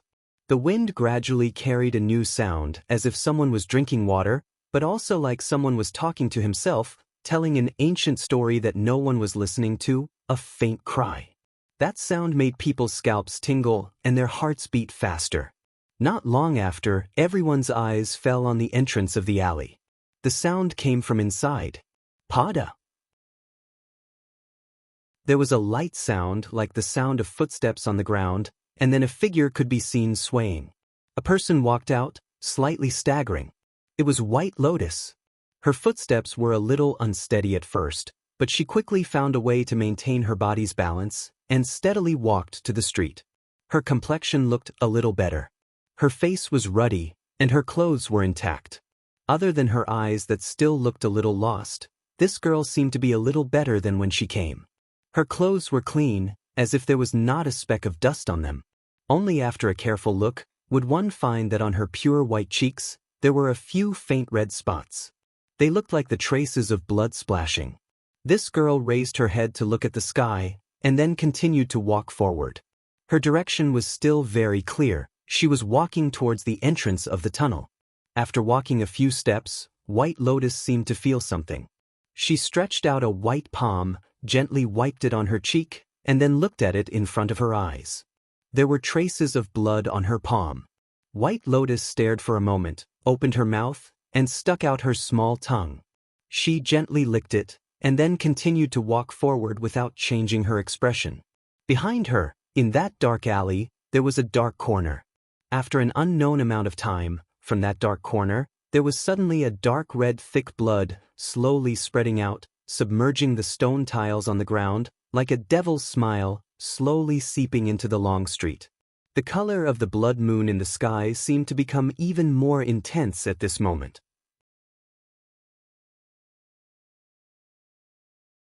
Chapter 684. Up and down the mountain, under the blood moon, blood began to flow. The blood was bright red and glaring, but the situation did not suddenly erupt or change drastically. The internal confrontation in Zhengxianmeng on the mountain was getting more and more intense, but they did not start fighting yet. Perhaps they did not know the strength of the other party, so they did not dare to act rashly. The rogue cultivators at the foot of the mountain cherished their lives more and would not make a move unless they were confident. However, there were still sporadic fights in various corners of the city. Under the gloomy sky, the suppressed sparks were slowly lighting up. In the underground cave where the sky was broken, perfected Lord Tianlan and Lu Chen were still sitting in the gazebo in the courtyard. Lu Chen looked up at the big hole on the top of the blood moon, frowning as if he was thinking about something. Perfected Lord Tianlan glanced at him and said, "What are you thinking about?" Lu Chen pointed at the big hole on the top of the head and said, "I think it's a little strange." "Why do you say so?" Perfected Lord Tianlan asked. Lu Chen said, "Before we came down, there were many guards at the entrance of the tunnel. It's a little strange that no one came to check the situation after such a big commotion." Perfected Lord Tianlan was silent for a moment and nodded. "That's true. Do you think something happened over there?" Lu Chen said, "The other perfected lords of the divine transformation realm are not fools. They won't just sit there and wait for you to mess around. They must have some tricks up their sleeves." Perfected Lord Tianlan seemed to have no objection to Lu Chen's judgment. He nodded and said, "That makes sense. They are all old foxes. Something must have happened over there. Do you want to go and take a look?" Lu Chen turned to look at Perfected Lord Tianlan and said, "If something happens over there, will it affect what you are going to do next?" Perfected Lord Tianlan shook his head and said, "It won't, unless those 3 old fools come together. But I don't think they would expect that I won't be in Fuyunji at such a critical moment, right?" Lu Chen replied with an "oh," and then sat down beside Perfected Lord Tianlan with a calm expression. Perfected Lord Tianlan looked at him with interest and said with a smile, "Why? Aren't you going over there to take a look?" Lu Chen said calmly, "I'm not an idiot. If something really happened over there, wouldn't I be walking right into a trap if I went alone? If it wasn't for the fact that you really have a request here, that's all. Since it doesn't affect the overall situation, of course I'm comfortable staying here with you." Perfected Lord Tianlong laughed out loud and pointed at Lu Qin. I like how straightforward you are when you speak to me. Lu Qin ignored his exaggeration. He sighed and said, whatever you're going to do next, you'd better do it quickly. To tell the truth, looking at this sea of blood and that blood moon, even I am terrified. All right, Perfected Lord Tianlong nodded. There's no hurry. It shouldn't take too long. His expression was very relaxed, without the slightest worry or annoyance. He even reached out and patted Lu Chen's shoulder lightly. Why didn't I realize that it's so much easier to have someone like you to talk to when I'm doing such a big thing than when I'm always making decisions alone? After a moment of silence, Lu Chen said, have you ever trusted anyone so much in the past? Perfected Lord Tianlong thought about it and a trace of regret flashed across his face. He shrugged and said, no. Continue. Perfected Lord Tianlong said to Lu Chen, there's still a lot to do. Lu Chen looked up at the blood moon in the sky and said, that blood moon is still not enough? Perfected Lord Tianlong said indifferently, the ferocious tide of the blood moon can affect one's mind imperceptibly. If one's cultivation is not strong enough, his mind will be corrupted and he will gradually become a bloodthirsty lunatic. Even those with extremely high cultivation will be affected unknowingly if they don't resist it carefully. Lu Chen said, with such a huge blood moon hanging in the sky, and this disgusting sea of blood, who wouldn't be careful if they said they were scared to death? I don't think those perfected lords will fall for it. Perfected Lord Tianlong laughed and said, who told you that the blood moon's aura only started today? Lu Chen was startled for a moment, and then his expression changed slightly as if he suddenly remembered something. He said, you're saying that underground? Perfected Lord Tianlong sneered. The blood moon appeared underground, so it must have been affected since then. Moreover, it's invisible and traceless. Who can guard against it? Lu Chen was silent. Of course, he wouldn't ask why Perfected Lord Tianlong didn't tell him about it so that he could be prepared. There was no need for Perfected Lord Tianlong to lie to him now. Since he said that the power of the blood moon affected those perfected lords of the divine transformation realm, then it must be effective. It was just that he couldn't see it for the time being. Perhaps those few perfected lords had high cultivation and were immune to evil, or perhaps they were hiding in their bodies and could explode at any time. It was just that this scheme was truly profound. Continue. Perfected Lord Tianlong smiled and waved his hand. Finish this as soon as possible so that everyone in the world can be reborn.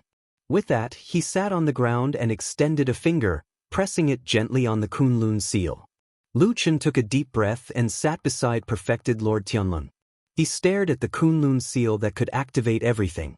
His expression became calm again and his eyes didn't change.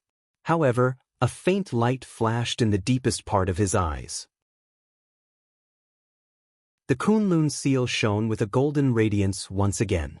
This time, it was even brighter than before. It was unknown what method Perfected Lord Tianlong had used, but suddenly, a rumbling sound came from the depths of the ground beneath the small pavilion. It was as though some heavy and huge rocks were moving.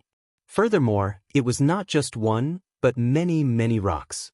The ground beneath Lu Chen's feet began to tremble irregularly. For some reason, a strange image appeared in Lu Chen's mind. It was as if he was in a huge underground spell formation. Huge rocks formed the foundation of the spell formation. Now, the huge rocks were shaking off the debris left behind by the passage of time. They moved left and right and rearranged themselves. Deep underground, unknown to the people of this world, an earth-shattering change was slowly brewing.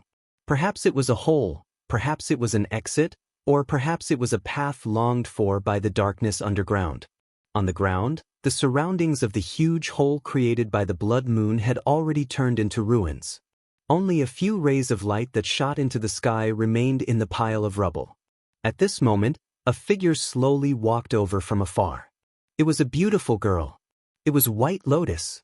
She was alone, and her expression seemed to be at a loss. It was unknown what had led her all the way here. However, when she saw the huge hole, White Lotus's body suddenly shook as if she had thought of something. She quickened her pace and walked toward the hole. However, when she was halfway to the edge of the hole, she suddenly turned her head and looked at the original entrance of the tunnel. Then, her delicate and beautiful brows suddenly furrowed. Chapter 685. When the blood moon broke through the grotto, it made a lot of noise. The rocks were shattered and the place was in a mess. Several small stone mountains were formed around it. Even the entrance of the tunnel on the long street was smashed by a few large stones. It looked very messy. However, what attracted White Lotus's attention was not the standing boulders, but the many corpses lying on the ground under the rubble that had been crushed by the stones. White Lotus stared at that side for a moment, as if she wanted to go over and take a look. But when she took a step forward, she suddenly stopped and turned to the other side. Her face showed a little surprise. A low growl came from behind an irregularly shaped boulder. After a while, a huge black figure turned out from behind the boulder. It was Atsu. White Lotus's attention immediately turned from the tunnel entrance to Atsu. She looked up and down at the strong and huge black dog. White Lotus frowned, and the blank look in her eyes disappeared. She showed a look that she was familiar with in the past. She said, "Hey, you stupid dog. You seem to have grown a little." Atsu stared at White Lotus, but did not respond to her words. Atsu's reaction to this beautiful girl had always been very strange and subtle. Most of the time, it was obviously alienated, but sometimes it had a different kind of recognition. White Lotus took a few steps forward and came close to Atsu. Sure enough, Atsu did seem to be a little taller than before. Her current height only reached Atsu's chin. A beautiful girl standing next to a huge black dog. The contrast was really a little strong. White Lotus looked up at the sky. The shadow of the blood moon was reflected in her eyes.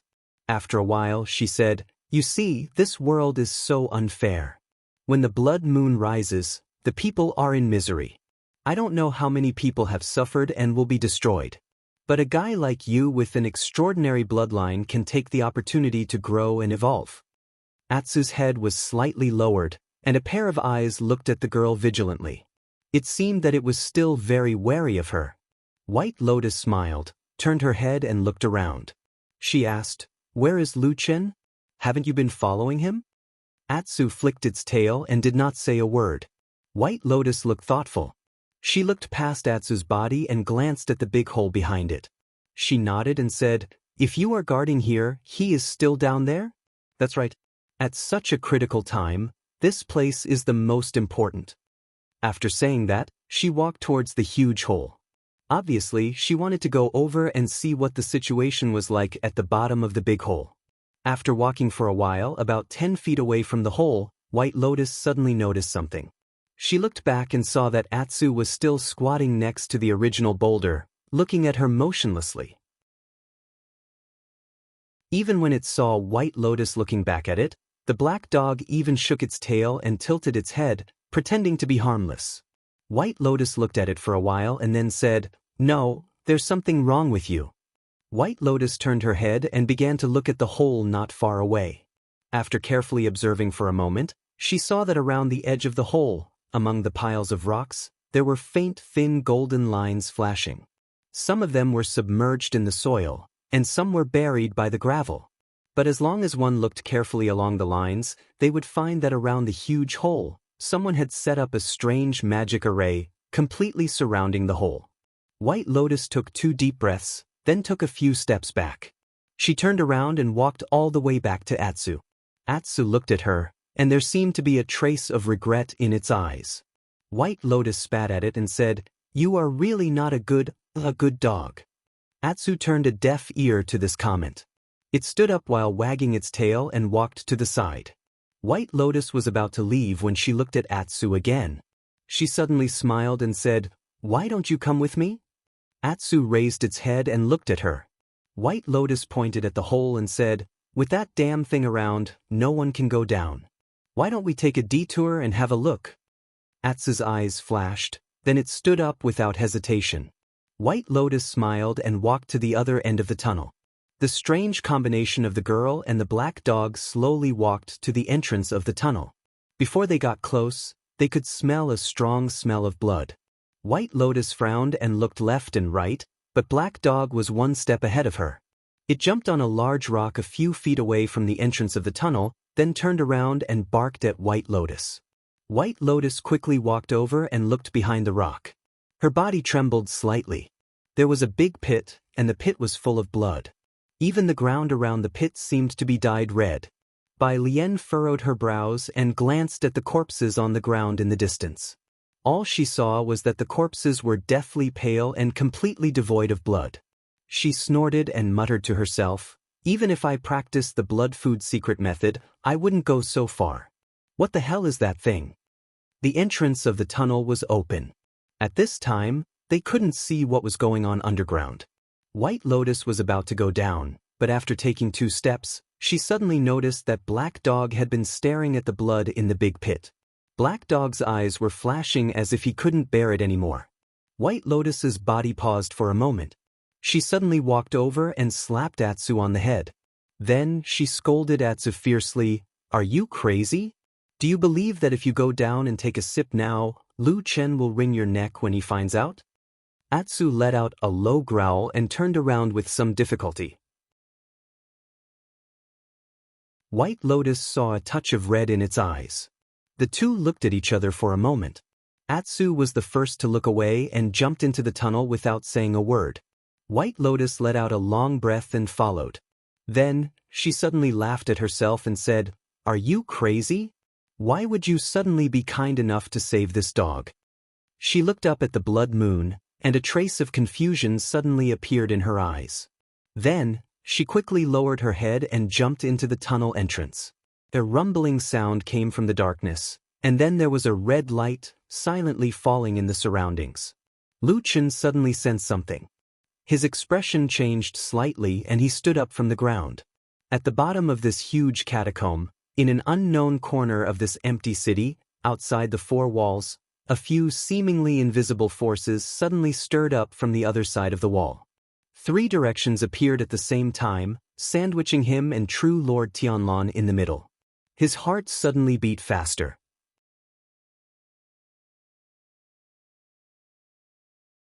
Chapter 686.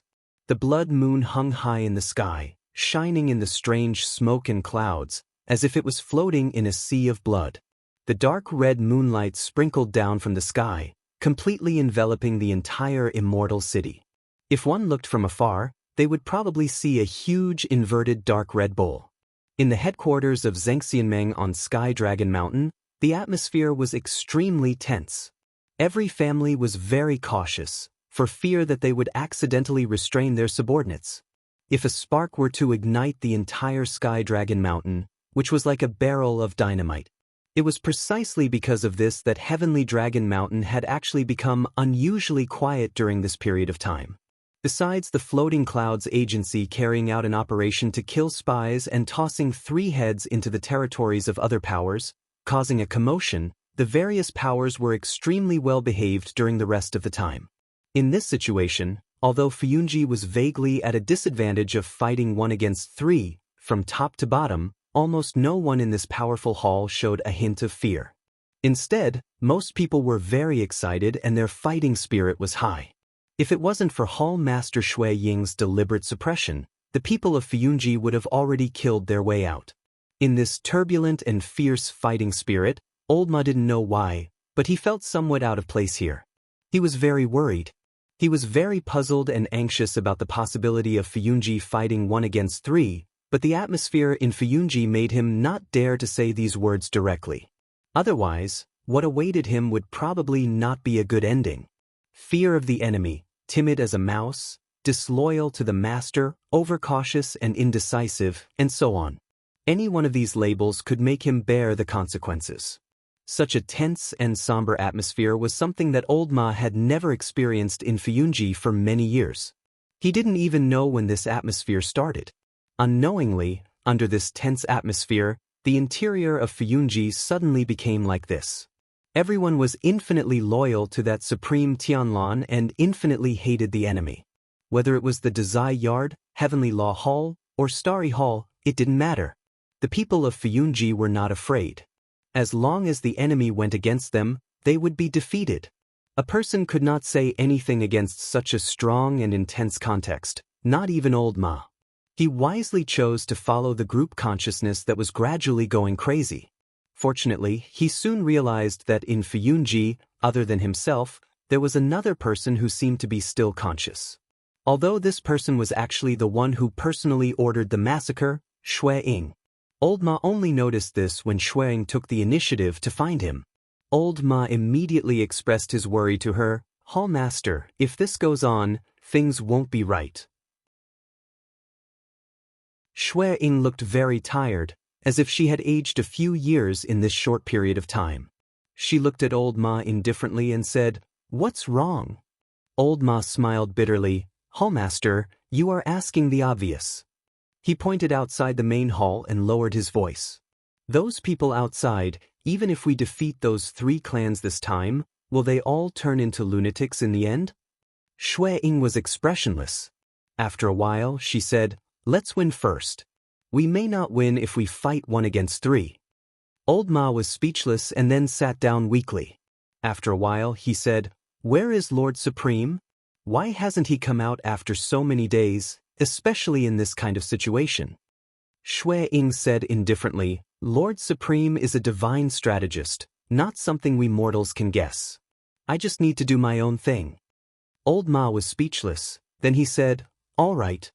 Shui-Ying thought for a moment, then frowned slightly and said, "But it's also strange. We don't know where the perfected monarchs are, so we don't dare to act rashly. But aren't the soul formation perfected monarchs of the 3 clans all here? Why are they so well behaved? Strange." Old Ma was startled for a moment, but then his heart skipped a beat. Before this, his attention had been focused on the strange atmosphere in the floating clouds office. Unlike Shui-Ying, he hadn't paid attention to the abnormalities of the other 3 families. Now that she had mentioned it, he immediately realized that something was wrong. Old Ma pondered for a while, then said uncertainly, "Those 3 families seem to be waiting for something?" Shui-Ying looked at him and said, "Waiting for what?" Old Ma said, "I'm waiting for an order." As he said that, he pointed his finger upwards. Shui-Ying's eyes suddenly lit up. She looked at Old Ma and said in a low voice, "Could it be, they are like us, waiting for Lord Supreme to make a decision or give an order?" Old Ma nodded heavily. His breathing also became a bit hurried. He said, "Most likely. Otherwise, why haven't the 3 families attacked us yet?" Shui-Ying's eyes became brighter and brighter. She said, "You mean those lords are probably not on this Sky Dragon Mountain?" Old Ma swallowed a mouthful of saliva and laughed dryly. "I think it's very possible, but this is related to a perfected cultivator of the soul formation realm." Shui-Ying took a deep breath and said slowly, "It's the last moment, it's time to use those last shadows." "Investigate." Shui-Ying stood up. Her gaze was as sharp as a knife. At the same time, for some reason, there seemed to be some intense fanaticism in her. She said, "Get all the shadows to investigate. Find out where those soul formation perfected monarchs went. If they are not on this mountain, it will be a great opportunity for Fuyunji." Old Ma nodded and retreated, but in his heart, he didn't think much of it. He thought, Shui-Ying looked calm before, why did she become so agitated in the end? When he walked out of Fuyunji's main hall, he looked up at the sky. Suddenly, his body shook. At this moment, he suddenly thought of the answer he wanted. The atmosphere in the central plains of Fuyunji was originally normal. When did it suddenly change until it became so warlike today? He carefully recalled the past and found that it seemed to have started when the blood moon suddenly broke out of the ground and hung high in the sky. He was a bit confused. For some reason, he suddenly wanted to leave this mountain, leave this city. Unfortunately, it was already a bit too late. He looked down the mountain and thought to himself, those 3 deity transformation stage perfected monarchs are not here. Could they have gone down the mountain? And the people on this mountain are going crazy. I wonder if the people at the foot of the mountain are any better? Oh woo! An ear-piercing howl came from a corner of the Immortal City. A strange-looking monster flashed in a dark alley in the Immortal City, then slowly left. Behind it, the blood on the ground was silently spreading. After a while, there was a plop sound. Something fell from the sky and fell right into the pool of blood. It was a palm that had been bitten off.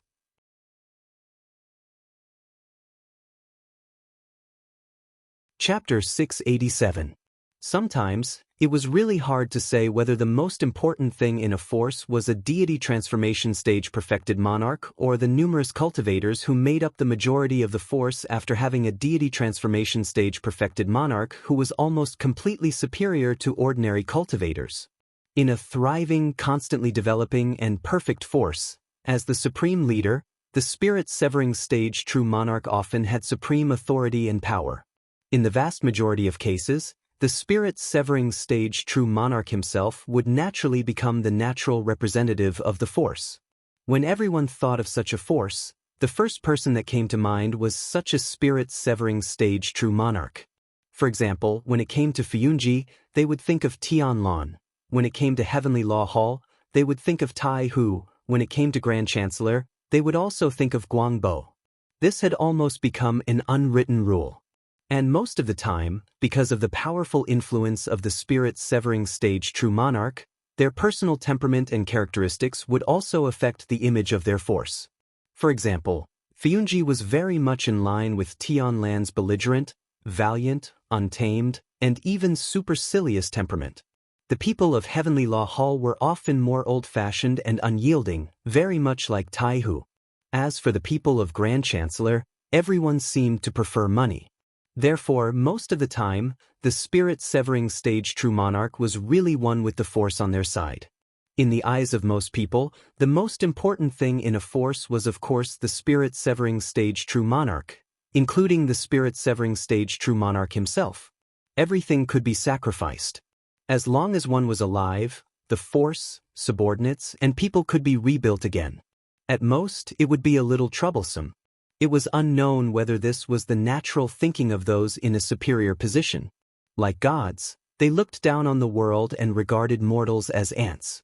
They were indifferent and merciless, and probably didn't care much about the lives in their hands. For example, if the lives of 70% of their subordinates could be exchanged for the life of Tianlan, then Tai Hu, Guangbo, and Guyu probably wouldn't hesitate at all. Although these things were cruel and merciless, it was actually not uncommon in the long history of mankind. Most mortals didn't understand, but there were always some people who loved to read. Sometimes, these people didn't want to die. They wanted to change their fate, and from time to time, they would cause some trouble. A long time ago, a highly respected deity transformation stage perfected cultivator had given these troublemakers a nickname, saying that they were restless ants. Although they were restless, they were still ants. When Lu Chen sensed the three auras from outside the house, he suddenly felt like an ant. Although there was nothing strange outside the wall, the invisible aura was like rolling waves. Although there was no tremor in the ground, it was as if a giant had stepped on it, surging over with the force of an avalanche. It was not as if he had never seen such a powerful aura before. A long time ago, perfected Lord Tianlan had a similar aura. It was like a mountain, like a god, and like a demon. Furthermore, the aura of that damn Baldy was even more powerful than the three forces outside. Of course, now that the three forces had arrived together, their auras had firmly suppressed perfected Lord Tianlan. Lu Chen didn't need to guess who the people outside were. Sometimes, strength was the best proof, and it couldn't be faked. However, at the same time, there were countless questions that arose in his mind. Why did those three outside actually come to this underground cave together? They actually abandoned the meticulously prepared arrangements on Heavenly Dragon Mountain, directly jumping out of the maze and directly attacking the root of the problem. They seemed to have viciously seized the Floating Clouds Division's core weakness in one go.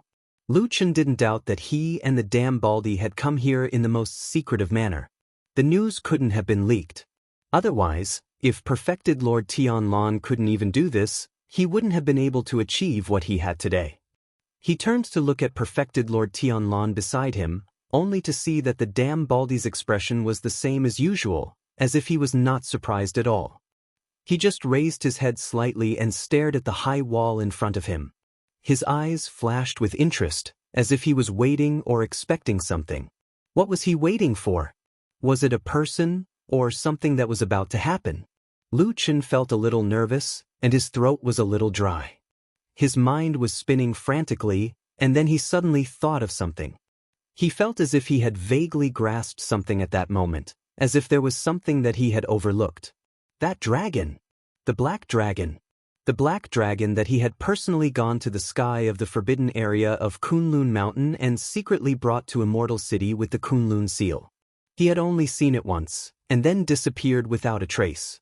Where did the black dragon go? Perfected Lord Tianlan slowly stood up and took a step forward.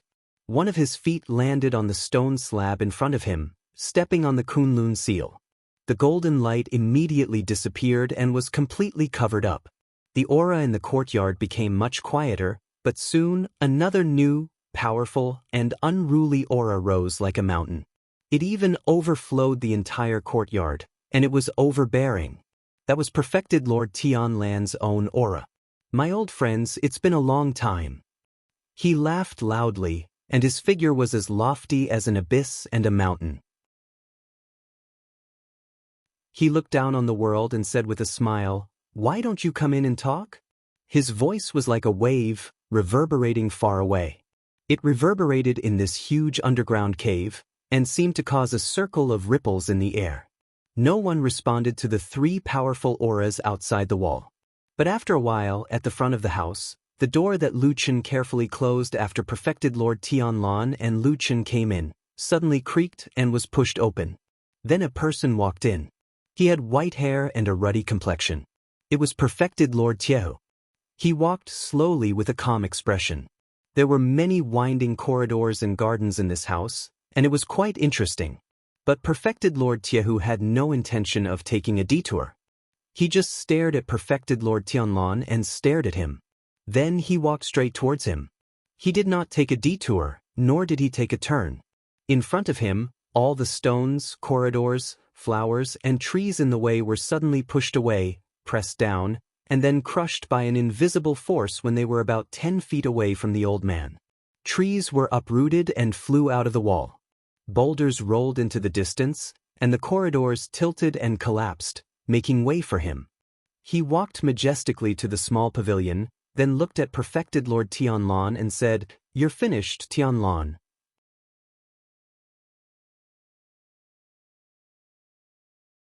Chapter 688. "You're done for," sounded very down to earth, like the threatening words that mortals used when quarreling with each other in the streets.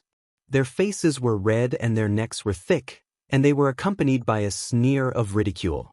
It was not in line with people's imaginations of a deity transformation stage perfected cultivator.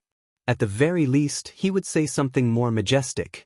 He would either hide his intentions, speak with a hidden meaning, or have a profound meaning, or make people think of endless possibilities. In the end, true monarch Jianghu came up with such a simple statement, it really made people's jaws drop. But this sentence, which did not seem to fit his identity, after Supreme Tai who said it, made everyone present, whether they were inside or outside the room or not, feel that it was natural and very imposing. Perhaps, this was the natural halo of a person who was in a high position. Once you had power and status, whatever you said would be right most of the time. It was ridiculous for mortals to say such words, but it was amiable for a deity transformation stage perfected cultivator to say the same words. It was ridiculous and contemptuous for mortals to fight, but a fight between a deity transformation stage perfected cultivator would cause the world to change color and all living beings to revere him. Immortal Tianlan did not seem to have much of a reaction to Immortal Jianghu's simple words. He even smiled curiously and said, "Oh, why do you say so? You are perverse and unjust." He looked straight at Lord Tianlan and said in a clear voice, "All living beings in the world have been harmed time and time again. The people have no way to live and their blood has flowed. You have suffered for a long time.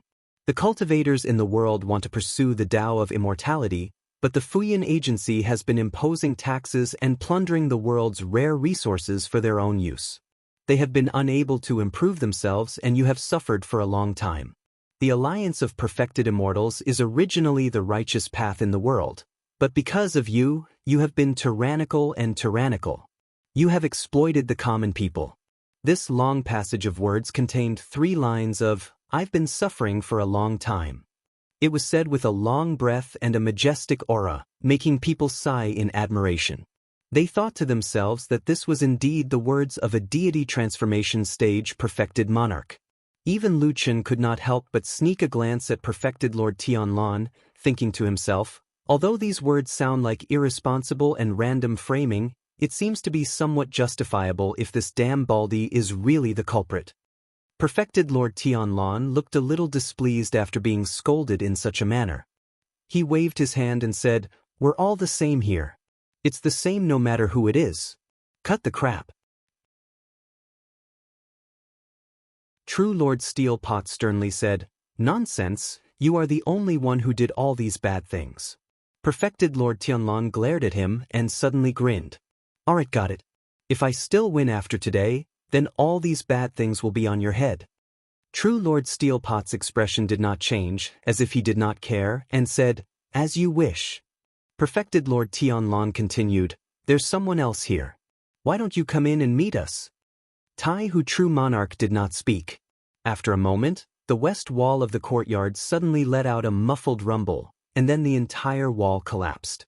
After a while, amidst the flying dust, perfected Lord Guangbo, the first seat of the Desai Yard, strolled in slowly with an amiable smile and a gentle expression.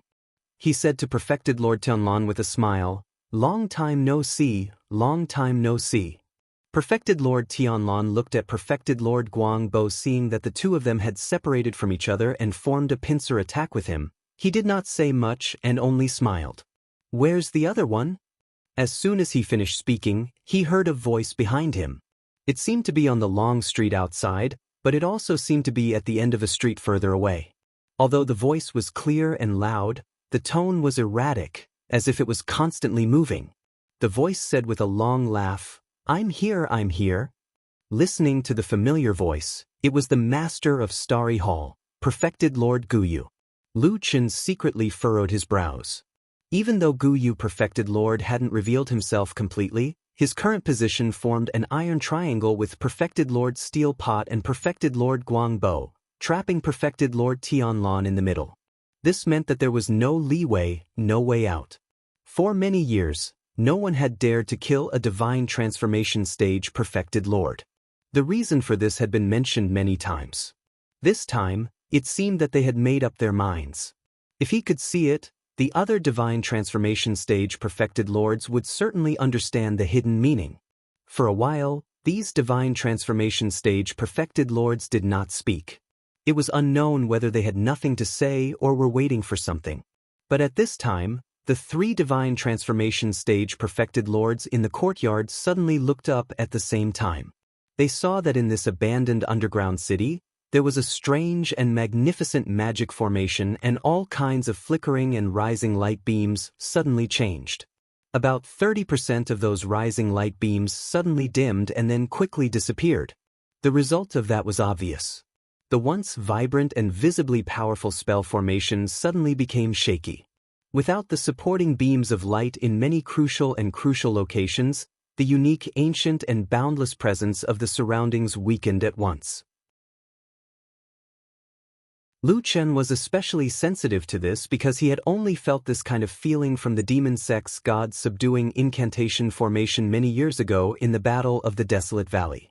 Perfected Lord Tianlan's expression changed slightly and a trace of killing intent flashed across his face.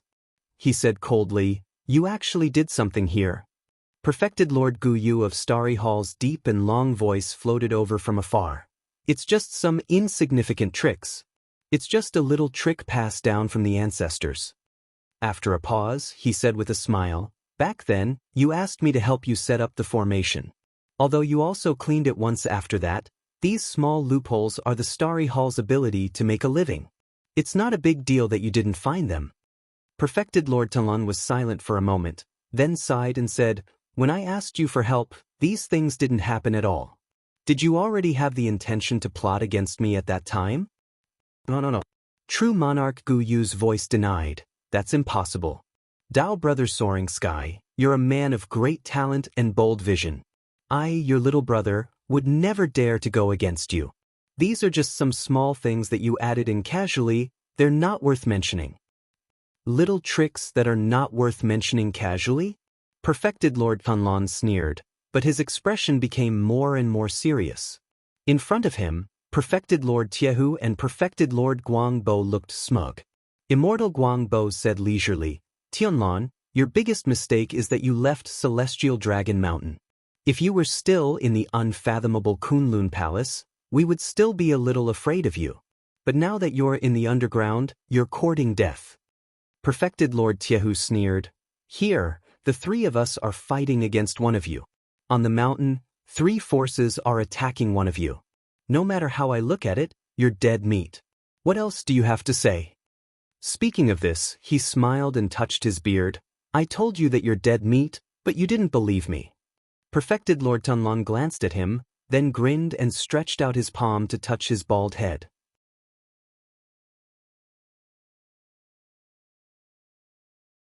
Chapter 689. White Lotus turned her neck as if she felt a little stiff and numb. She didn't stop because of this, but continued to walk forward in the tunnel in front of her. The tunnel was abnormally quiet, and her footsteps seemed to be as silent as the legendary cat steps. After walking for a while, Bai Lian seemed to have thought of something and turned around to look. As expected, the tall black dog, Wu, was still following behind her. However, it seemed like there were pads of meat under its feet as well. Every step it took was silent. White Lotus looked at Atsu and suddenly smiled. "We look a little scary now. Don't tell me we'll fight each other before we ambush others?" Atsu didn't seem to understand White Lotus's words. It raised its head and sniffed the air a few times, then continued to walk forward. White Lotus shrugged and continued to walk forward with Atsu. After walking through the long tunnel, they finally saw the exit. It was so quiet outside that it was a little scary. White Lotus and Atsu didn't directly walk out of the exit. Instead, they leaned against the stone wall at the entrance of the cave, and then secretly poked their heads out to take a look. The dome of the huge cave had a big hole, and the underground city that hadn't seen the light of day for many years was finally exposed to the outside world. However, the sunshine didn't come because the sky was covered by the blood clouds. Everything was gloomy and very depressing. But in comparison, the underground city seemed to be a little brighter than the world above. Light beams rising from the houses and streets could be seen everywhere, illuminating the surroundings. Although they didn't know the purpose of these light beams, it seemed to be more lively than before.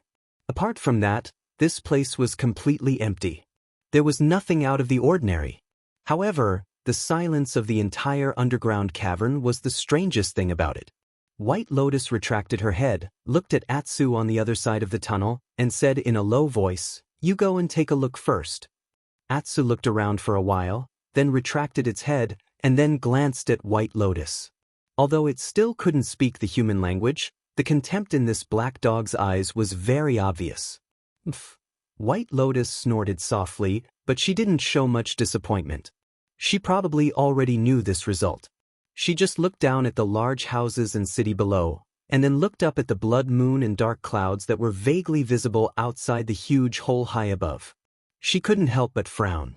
After a while, she could be heard whispering to herself, "Just a little more, just a little more." Black Dog looked up at the beautiful girl with some surprise, only to see White Lotus lowering her head and muttering to herself. Her expression was solemn, and her eyes were suddenly different from before. They became sharp and gloomy, as if the temperament of her body had suddenly changed. Atsu was a little surprised, and there was suddenly a little more vigilance in its eyes. It stood up, and when it was about to put on a bit of a guard, it suddenly saw White Lotus's body tremble violently, and a trace of incomparable pain flashed across her beautiful face. Her muscles twisted as if something had twisted in her mind at that moment, causing her extreme pain. The next moment, the expression on White Lotus's face suddenly became blank again. She held her head with both hands, gently patted it a few times, and then looked up at Atsu. Atsu's eyes were filled with shock. White Lotus looked at Atsu for a while, then smiled. She stretched out a white finger, put it vertically to her lips, and whispered to Atsu, "Don't tell anyone." At that moment, she smiled sweetly, and there was a little indifference in her smile. Her white skin and red lips contrasted with each other, like a painting carved in this cold cave. Boom! Suddenly, A sound came from a distant high place, like a rumbling thunder, causing the world to shake in echo. White Lotus and Atsu both turned their heads and looked. The place where the sound came from was not underground, but in the vast sky outside the hole. A round blood moon, unknowingly moving directly above the hole, or perhaps it had never gone far, but the sea of blood and dark clouds that originally covered it had dispersed. A ray of moonlight, a dark red and deep moonlight, fell from the sky, directly into this underground world. Although the blood moon was now hanging high in the sky, and was much farther away than when it was hidden in this underground cave, but for some reason, the moonlight that fell at this moment seemed to be brighter than all the other lights in the past. Like a sharp sword, it broke through the sky, with an invisible whistling sound, and instantly fell in a place in this underground city. Boom! The ground shook, and sand and stones flew. At least 5 or 6 houses around the blood moon were suddenly crushed by a huge force, and then turned into ashes. And in the smoke and dust from a collapsed wall, White Lotus and Atsu suddenly saw from afar, there were still a few figures standing in the blood moon's light. Strangely, although the houses in the periphery were instantly destroyed by the sudden attack of the blood moon, the interior of the blood moon, which was supposed to be the most dangerous and terrifying place, didn't suffer too much damage. It seemed like the few people were in a small house.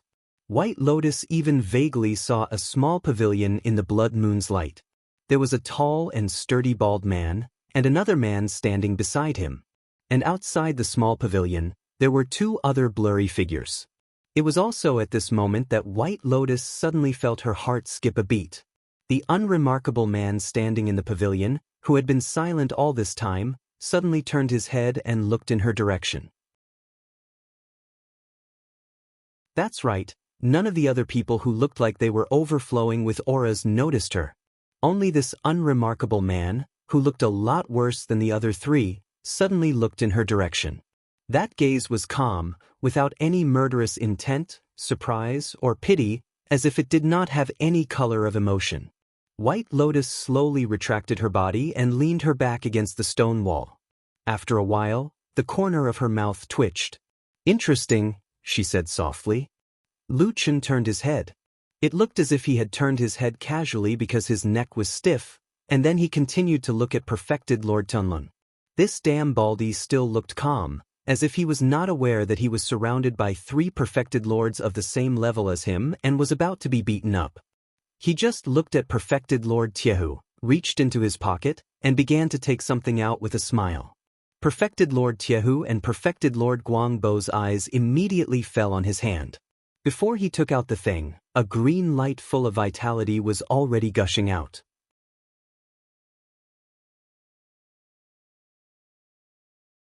Chapter 690. The people on the mountain were different from the people at the foot of the mountain, even though they looked the same most of the time. However, in this immortal city ruled by Zhengxianmeng, the people with the identity of Zhengxianmeng were obviously very different from the individual cultivators and civilians at the foot of the mountain. In daily life, most of the individual cultivators were unwilling, or rather, did not dare to directly provoke the people of Zhengxianmeng, especially after the other party had revealed their identity. If they still provoked or did anything against them, it would be disrespectful to the whole of Zhengxianmeng, and it would easily attract the attention of more powerful forces. Therefore, in normal times, the people of Zhengxianmeng could do whatever they wanted in the immortal city most of the time. Of course, they could not go too far. For example, the famous Heavenly Law Hall in Zhengxianmeng had the power to supervise the discipline. Those who were caught by the Heavenly Law Hall did not end up well. But in general, entering Zhengxianmeng was still the dream of many cultivators in the world. However, if there was a flaw, even if it was not obvious in the past, it still became obvious at this critical moment.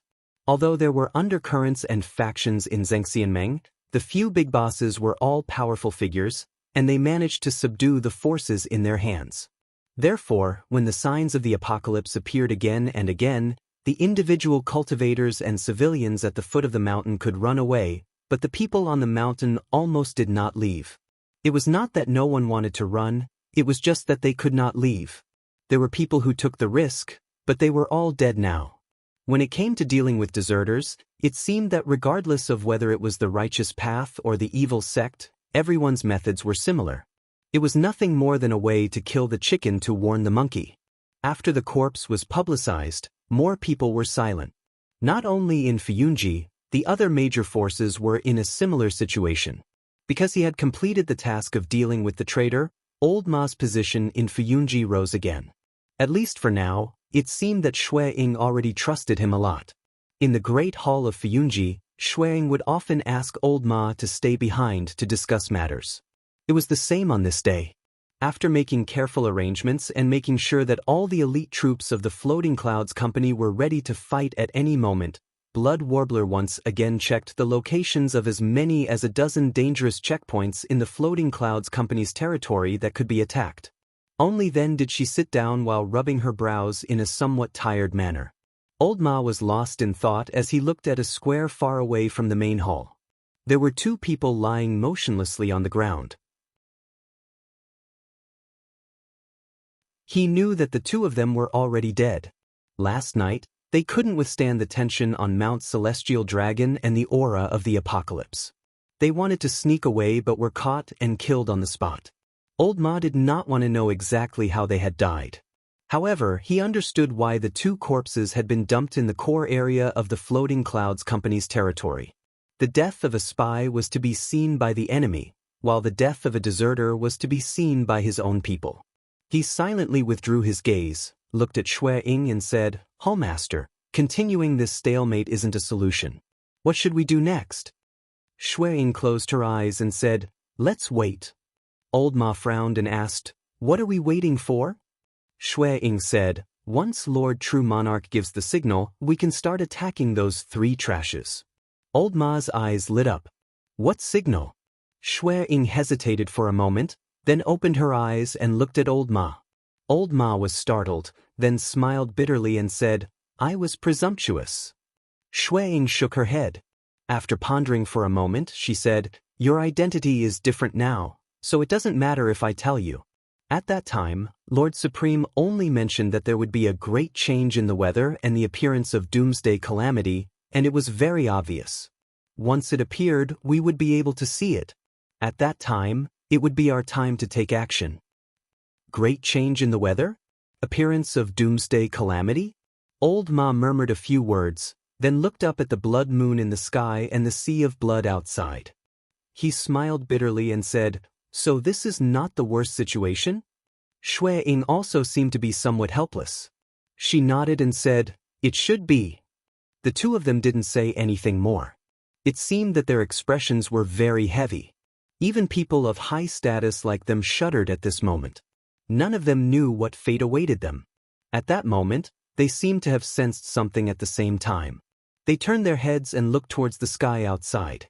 They saw that the blood moon in the sky suddenly brightened and trembled. Amidst the sea of blood, a strange and enormous beam of moonlight sprinkled down from the sky. Fate was like a torrent, surging and roaring, carrying everyone into the future. The people on the mountain were very different from the people at the foot of the mountain, but there were also many similarities. There were many unfairness in this world, but some things were naturally fair.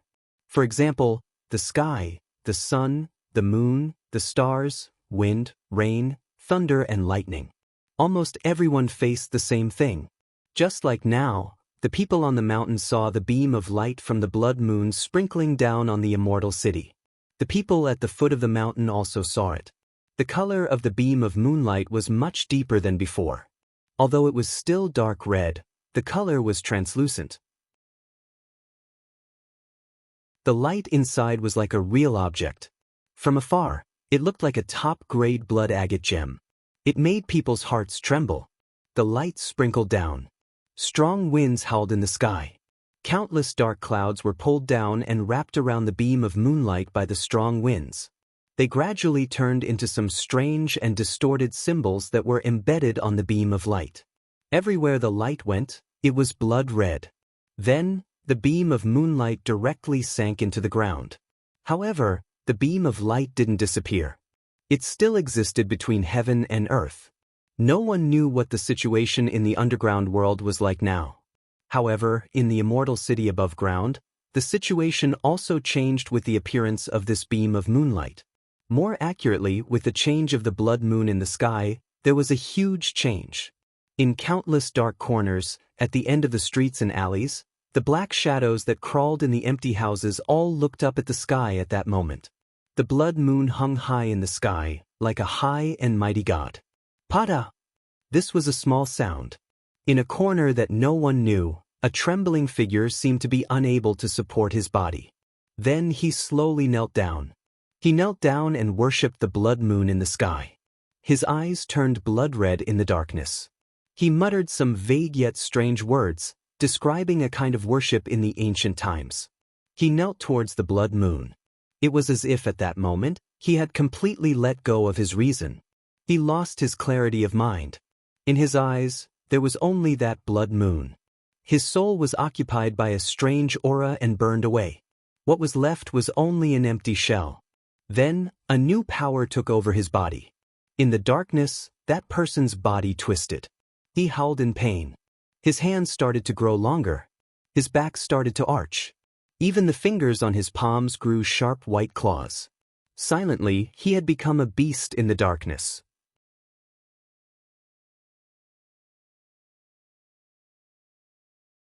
Chapter 691. It was a leaf. The green leaf was full of vitality and was about the size of half a palm. It was shining in perfected Lord Tianlan's hand.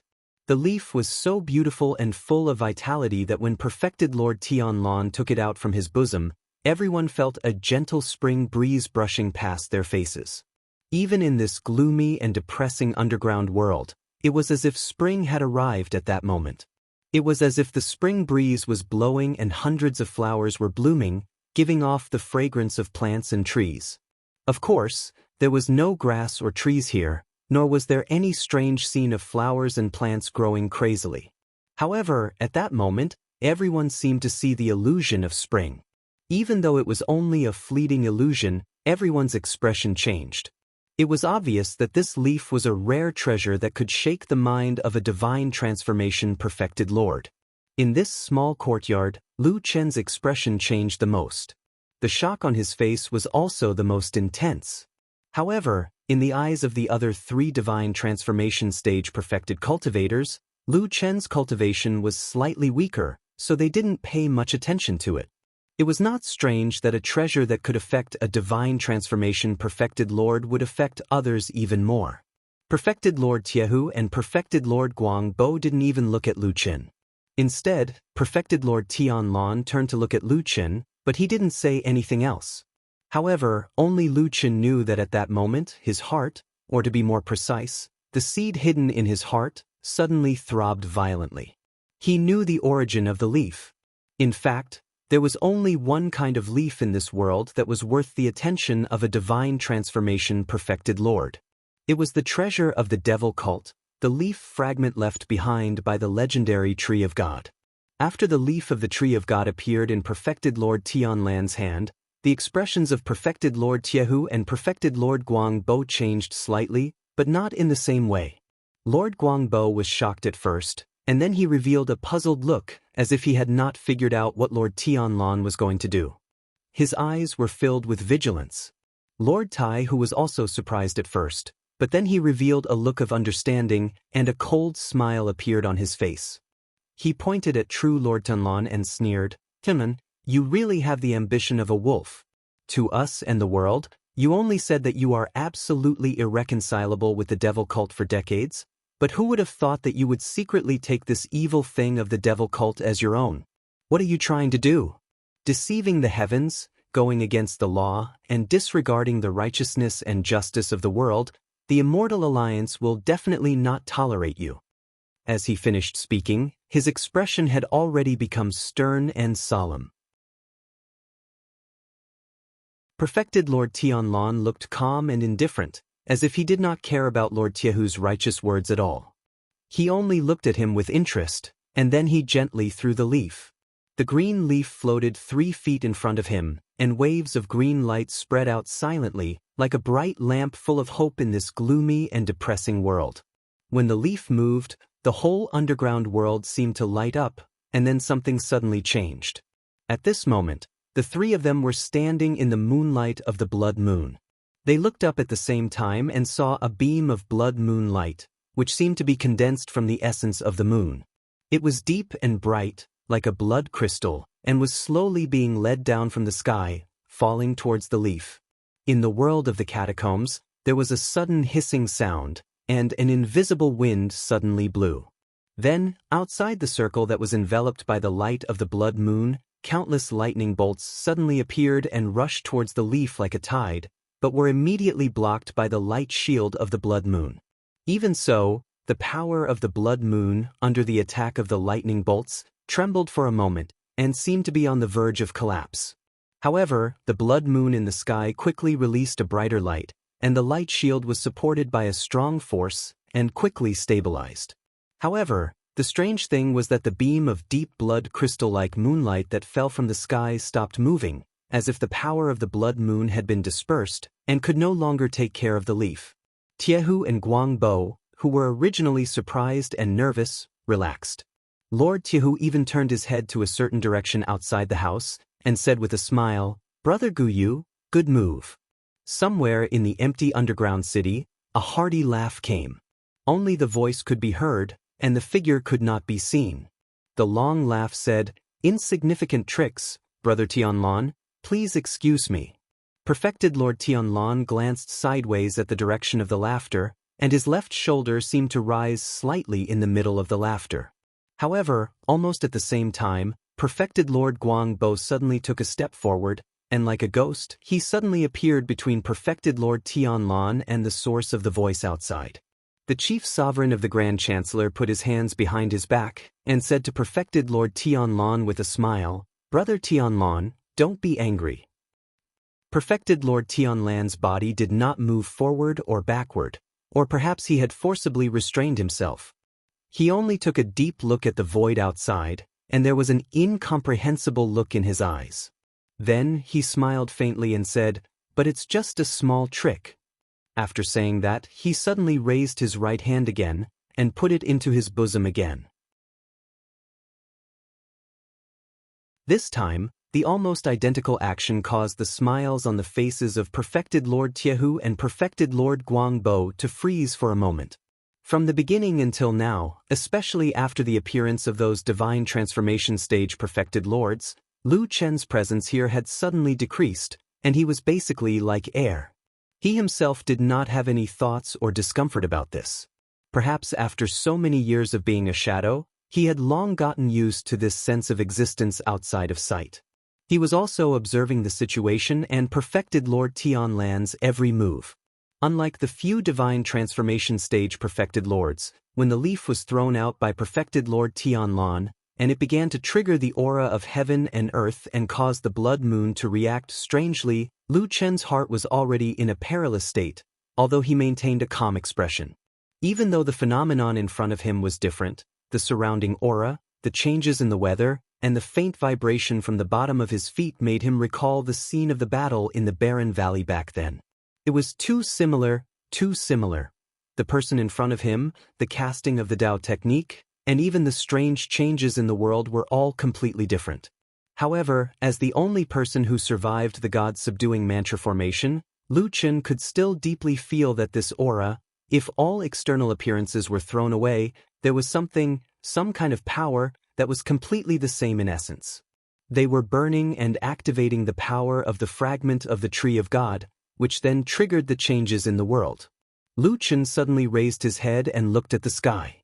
The blood moon was shining brightly.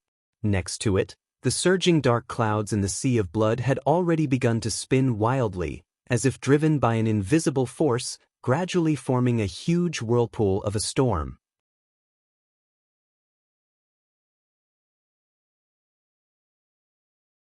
Chapter 692. In the underground cave, the few deity transformation stage Perfected Lords were stirring up trouble. Although they hadn't started fighting yet, the commotion created was already extremely great. Even the blood moon in the sky was affected, and the magic formation on the ground was also affected. Lights flashed incessantly, and a mysterious aura began to float in this underground world. Coupled with the dull sounds that came from the depths of the underground from time to time, it was like a curse full of resentment. It seemed that a terrible thing was hiding under the earth, and after thousands of years of suppression by darkness, it finally saw a glimmer of life today.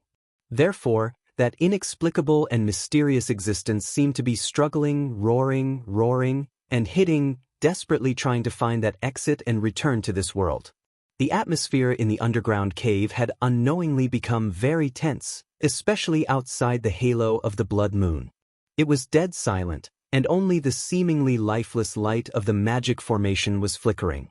White Lotus and Atsu, who were hiding in that passage, of course saw clearly what happened outside, from the fall of the blood moon to Supreme Lord Tianlan taking out that leaf and causing the wind and clouds in the sky to change. They did not miss a single thing. After all, such a big movement could not be missed by a blind person. White Lotus quietly retracted her neck, and there was a trace of seriousness on her face. Then she looked at Atsu and said, 3 against 1. Shameless. Atsu glanced at her and growled in a low voice, as if it did not agree. White Lotus was stunned for a moment, and then she sneered at Atsu and said, "Come on, in front of those 4 old men, your Lu Chen is not even a person." Atsu growled and looked a little unhappy. Then, it turned its head and looked outside again.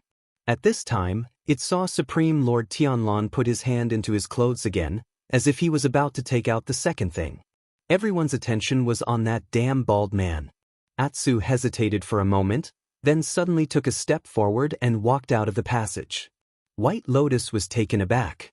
She stood up and stared at the black dog in shock as it slowly but surely made its way towards the city below. In the center of the city, Perfected Lord Tunlun, who was still standing on the stone slab in the small pavilion, had already withdrawn his hand from his chest. A dark green light shone down and was somewhat dazzling. Everyone involuntarily looked over and saw that there was another item in the bald True Lord's hand. It looked like a tree branch. It also had an emerald green luster and an abundance of life force. Almost immediately, one could sense that it was of the same origin as the leaf from before. However, for some reason, although it seemed to be full of vitality, there seemed to be some indescribable emptiness in the depths of that layer of green light, as if something was missing. It was a tree branch from the fragment of the Tree of God. Lu Chen stood motionless on the spot, but he clenched his fists slightly. The seed in his heart throbbed again, and at the same time, a wave of warmth seemed to be emanating from his heart. This essence aura should have belonged to this tree branch, but at some point in the past, it was coincidentally absorbed by the seed in Lu Chen's heart. Those who could reach the level of a soul formation Perfected Lord would not be short-sighted. Perfected Lord Tai Hu and Perfected Lord Guangbo's expressions darkened at the same time. Even Perfected Lord Guyu, who had been hiding in the periphery and had yet to appear, let out a low and fleeting exclamation. Perfected Lord Tianlan turned a blind eye to their reactions. He only flicked his fingers, and the tree branch of the Tree of God floated into the air and landed right next to the floating leaf. The green light shone brightly, and the tree branch and the leaf began to shine at the same time. The 2 auras of the same origin and root rapidly and violently fused together. Then, as if half of the leaf was attracted, it flew towards the tree branch and landed on another branch on the tree branch, fusing together seamlessly. It was as if it had always been like this, as if it had never left. No matter how much wind, frost, rain, and snow it had been through, from the ancient times to the present, this leaf once again returned to its original place on that tree branch. It landed peacefully on that tree branch and fused together, becoming a tree branch with a green leaf growing on it.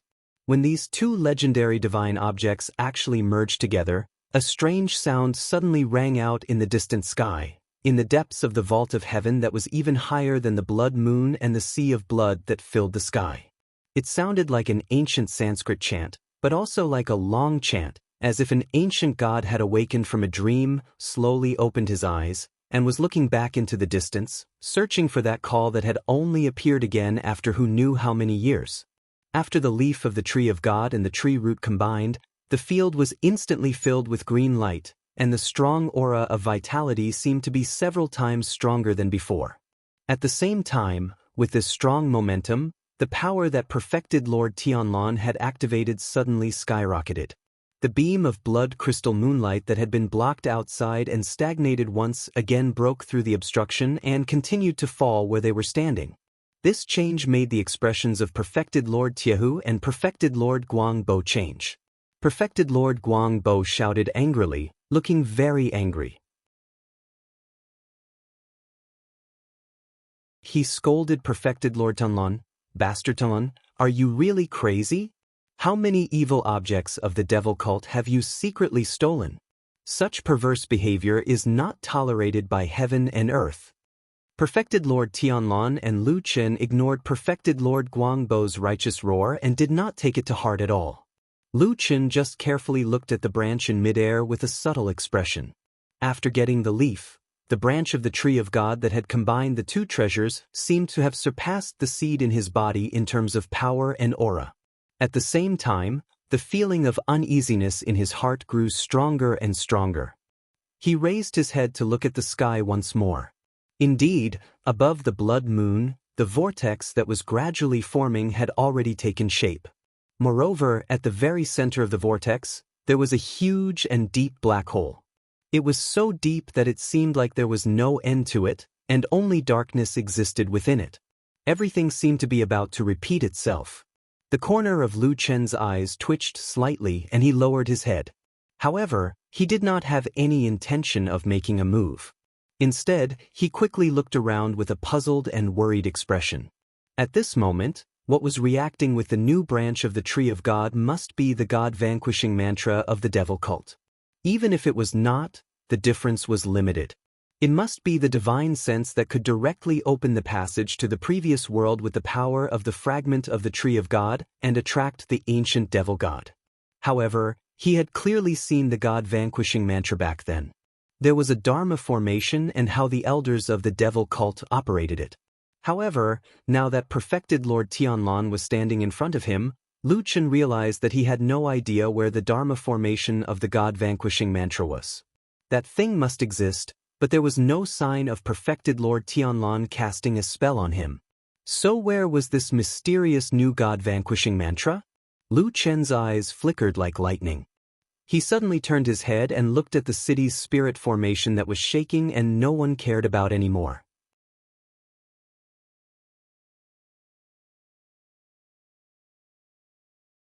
Chapter 693. The sky above the immortal city became even more gloomy.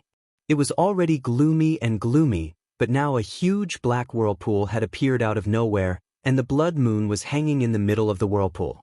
In the dark background, the blood moon seemed even more mournful. Perhaps it had been stimulated by this sudden power, but the blood moon's light quickly brightened. Then, waves of dark red light fell from the sky, covering the entire immortal city and every corner. Even Celestial Dragon Mountain, which had been the least affected before, could not escape this time and was completely enveloped by the blood moon's light. The dark red light covered the sky and swallowed everything. Celestial Dragon Mountain, in the great hall of Fuyunji, old Ma withdrew his gaze and turned to look at Shuang. Shuang was also staring at the sky outside the great hall. After looking at the mournful blood moon, she looked at the huge whirlpool and the endless darkness that had suddenly appeared in the sky. It was like a bottomless abyss hanging upside down in the sky. It seemed that if one stared at it for a moment longer, they would have the illusion of falling into it. After a moment, Shui Ying also withdrew her gaze and let out a long breath. Old Ma asked her, "Does this count as a change in the weather?" This clearly should count. Such a violent and huge change in the weather could not be any more obvious. Only a blind person would not be able to see it. Shui Ying also smiled bitterly, then nodded. Her voice sounded a bit low as she said, "It should be." Old Ma didn't say anything. He just stood up and walked a few steps towards Shui Ying, stopping in front of her. Shui Ying glanced at him. The trace of exhaustion on her face seemed to deepen. She stretched out her white fingers and rubbed the space between her eyebrows. After a moment of silence, she said, "Send the order." Old Ma stood where he was without moving. Shui Ying waited for a moment, then looked up in surprise at Old Ma. She then frowned and said, "What is it?" A hint of hesitation flashed across Old Ma's face, as if he was struggling with something in his mind. After a while, he suddenly lowered his voice, looked at Shui Ying, and said in a low voice, "Hallmaster, I have something to say." Shui Ying stared at him and said, "Speak." Old Ma took a deep breath and said, "In this battle, we, Fuyunji, will have to fight against 3 enemies at once. Although we are strong and fearless, we can't say that we have the upper hand. But this time, the civil war in Zhangxianmeng, needless to say, is a battle of life and death. What I don't understand is..."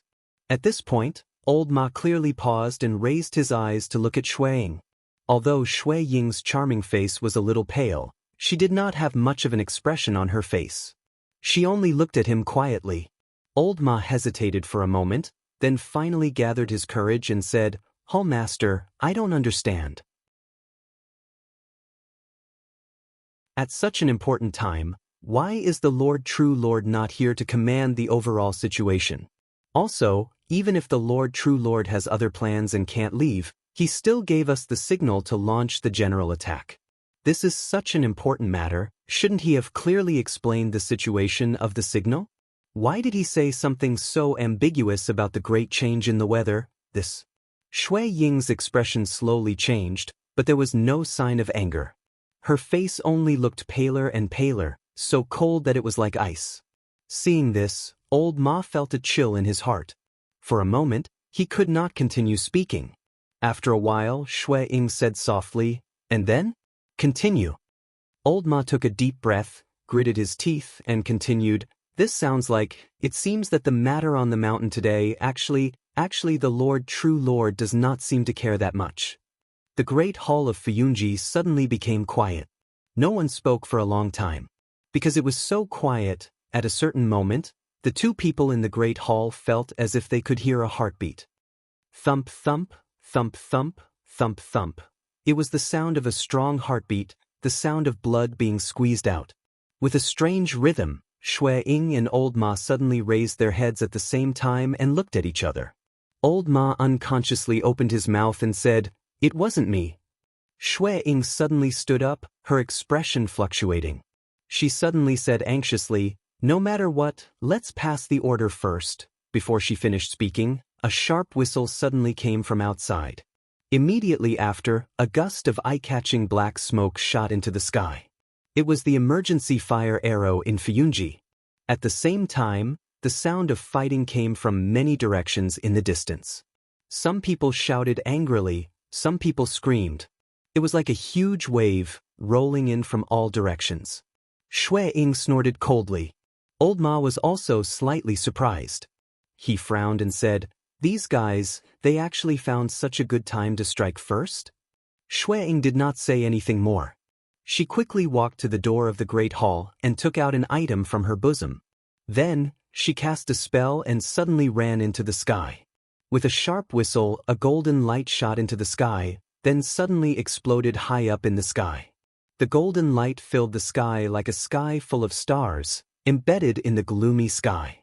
It was like a beautiful firework, bringing a rare glimmer of light and beauty to this dark and gloomy world. It made people feel refreshed. However, after the splendor, there was a tsunami of battle cries that sounded from all of the Floating Clouds Company's territories. The valiant elites that had long been prepared rushed out from the corners of the ambush. They faced the enemies of the other 3 factions that had suddenly launched an attack and began a bloody massacre. The battle cries were already everywhere in the distance, but Fuyunji's great hall was still very quiet.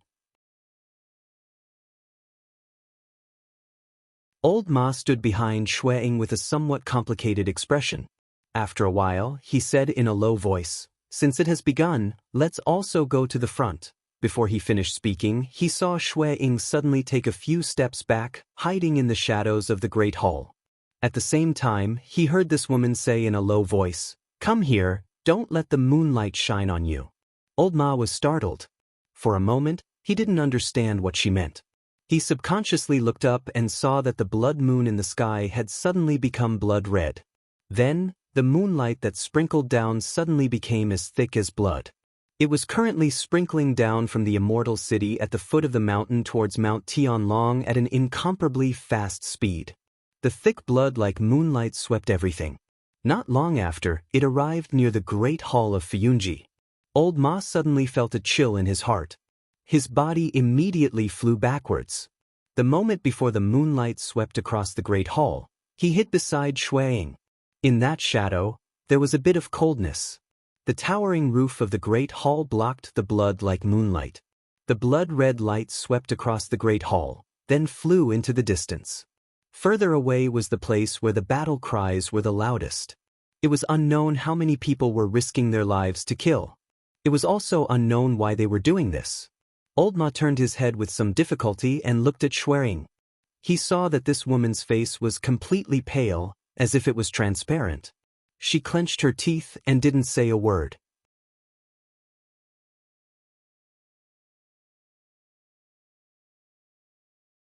Chapter 694. Lu Chen was in a trance for a moment. It was as if he had returned to more than 10 years ago, when he had witnessed that shocking change in the desolate valley.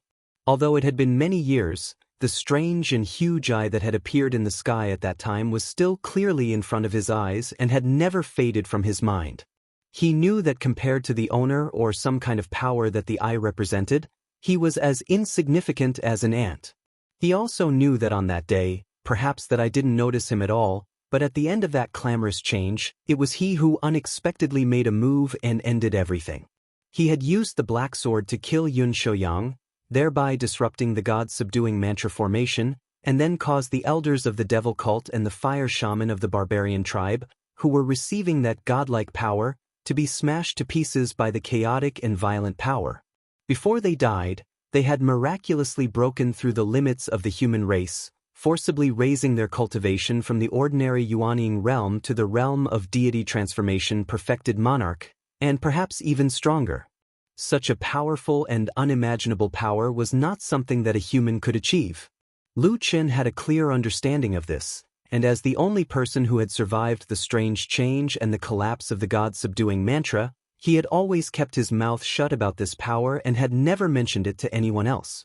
He had not even mentioned it to perfected Lord Tianlan, who had a special relationship with him, or his old friend Old Ma, who had accompanied him for many years.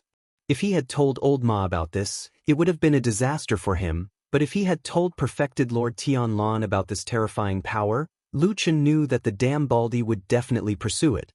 For someone like perfected Lord Tianlan, who had already stood at the peak of the human race and was even more powerful than the elders of the devil cult and the fire shaman, it was impossible for him to resist such a temptation.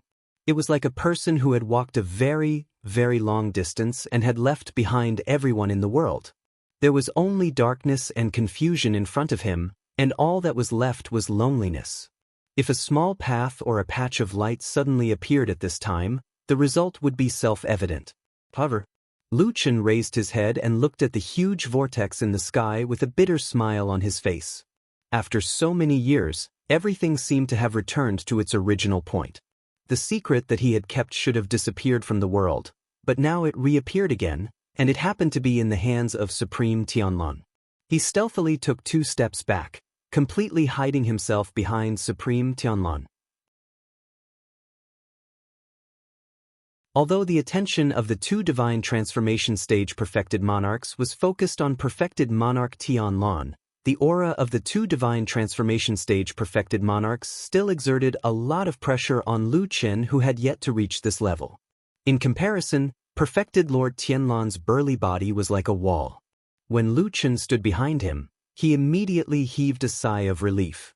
That heavy pressure was immediately blocked by more than half. His gaze swept across Supreme Tianlan's broad back, and once again he felt that this scene was very familiar. In the air, the branch that had fused with the divine tree's leaf shone brightly. Its aura was boundless, and it exuded an aura of boundless vitality. It also attracted a particularly dense beam of light from the blood moon in the sky, causing a change in the weather and the appearance of that huge vortex. All of this was extremely similar to the god-subduing mantra formation in the past. However, after observing for a while, Lu Chen gradually realized that something was wrong, or rather, it was not enough. The vortex in the sky was boundless and terrifying, but up until now, it was still spinning without directly opening a crack in the sky like it did in the past, revealing that mysterious eye. Lu Chen could even clearly sense a strand of terrifying energy faintly flowing in the sky. It was howling and tearing, yet it was unable to break through that invisible boundary. He pressed his hand lightly on his chest and looked expressionlessly at the branch in the air, thinking, it seems that in the end, this branch's leaf is still inferior to that seed. Even he could tell that the few perfected lords of the soul formation realm on the other side were also able to see through some of the subtleties in the situation. The slightly nervous expressions of perfected Lord Jianghu and perfected Lord Guangbo relaxed. That mysterious perfected Lord Guyu still did not show up outside, but it seemed that she did not have the intention of making a move. Perfected Lord Jianghu smiled and said to perfected Lord Ton, "Himan, why do you still use this kind of evil art? Do you really want to do something with those inexplicable things of the devil cult?" Perfected Lord Tanlon seemed a little surprised and frowned slightly. He had probably expected that the two treasures of the devil cult, the branch and the leaf of the divine tree, would be enough to activate and open the crack in the sky. However, for some reason, the power of these two treasures seemed to be greatly reduced, and he actually felt that his efforts were in vain. Just a little bit more, but he still could not achieve his goal. For the first time, his face became serious and solemn. He carefully looked at the branch and leaf in the air for a moment, as if he was thinking about something. Standing behind him, Lu Chen smiled bitterly. In this world, he was probably the only one who knew why the branch of the divine tree would suddenly have an accident at this critical moment. It was because it did not have enough power. Of course, it was because a part of the essence of the branch had been absorbed by the seed in his body. Just when Lu Chen began to nervously think about the current situation, the two perfected lords of the divine transformation realm opposite him refused to let go of this great opportunity. After greeting each other, perfected Lord Jianghu and perfected Lord Guangbo slowly walked forward, sandwiching perfected Lord Tianlon from two directions. Not to mention that behind perfected Lord Tianlon, there was another master of starry hall hidden somewhere in the empty city. "We have been planning for a long time just to trap you when you leave the base of Sky Dragon Mountain and are alone," perfected Lord Jianghu said calmly. "For this reason, we have already made thorough preparations. You have no chance to escape." Perfected Lord Guangbo sneered and said, "Seeing that we have known each other for many years, I will give up resisting and spare your life. As long as you live underground for 100 years, we will let bygones be bygones." As they spoke, the two of them had already walked half of the way and were getting closer to perfected Lord Tianlon and Lu Chen. Perfected Lord Tianlon snapped out of his thoughts and glanced at them. There was no fear or nervousness on his face. Instead, there was some disdain in his eyes as he looked at them indifferently. "Just the two of you trash? Useless things." He was probably the only person in the world who dared to call two perfected lords of the divine transformation realm useless things. Perfected Lord Tianlon did not pay attention to the two opponents who suddenly changed their expressions. He reached into his arms again and a green light suddenly scattered. At this moment, the expressions of everyone present, including Lu Chen's, had changed. Their faces were filled with disbelief, and astonishment. The third fragment. He actually had a third fragment of the devil cult.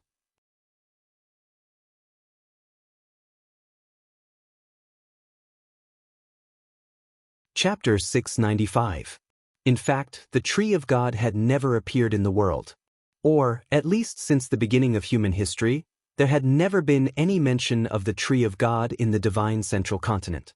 All the information about the Tree of God only existed in legends and myths, and only in the legends of the devil cult. In fact, after a long time, even in the devil cult, the legend of the Tree of God had been on the decline for many years. After all, it was just an illusory myth that was of no help to the reality.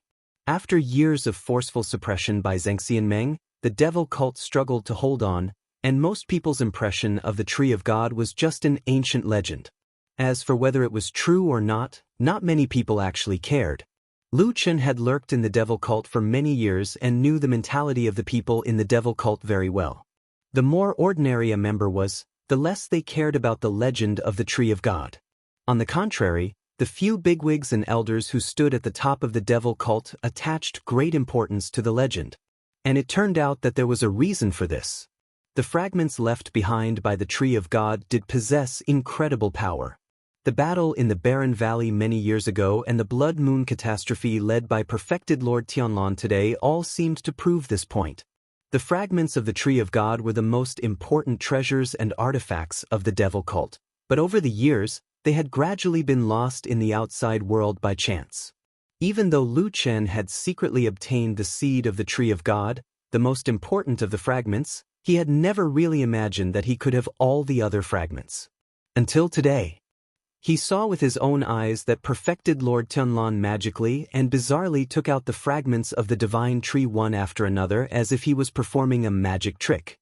When the third fragment, another leaf that was full of vitality and was glowing with a green light, appeared in his hand in front of everyone's eyes, even Lu Chen, who was always calm, could not help but be dumbfounded. This damn Baldy, this crazy lunatic, this peerless genius. Is there anything he can't do? How many more secrets are hidden in him? When perfected Lord Tianlan took out a second leaf from his pocket, Lu Chen's expression changed drastically, and the expressions of the two perfected lords of the divine transformation stage opposite them also became very interesting. Supreme Guangbo was shocked at first, then he was speechless. Although they were enemies now, Supreme Guangbo couldn't help but say, "Old man Tianlan, when did you rob the lair of the devil cult? You actually have so many fragments, really?" He seemed to be at a loss for words for a moment. After a pause, he shook his head and said with a bitter smile, "You have been fighting with the evil cult for the past few decades.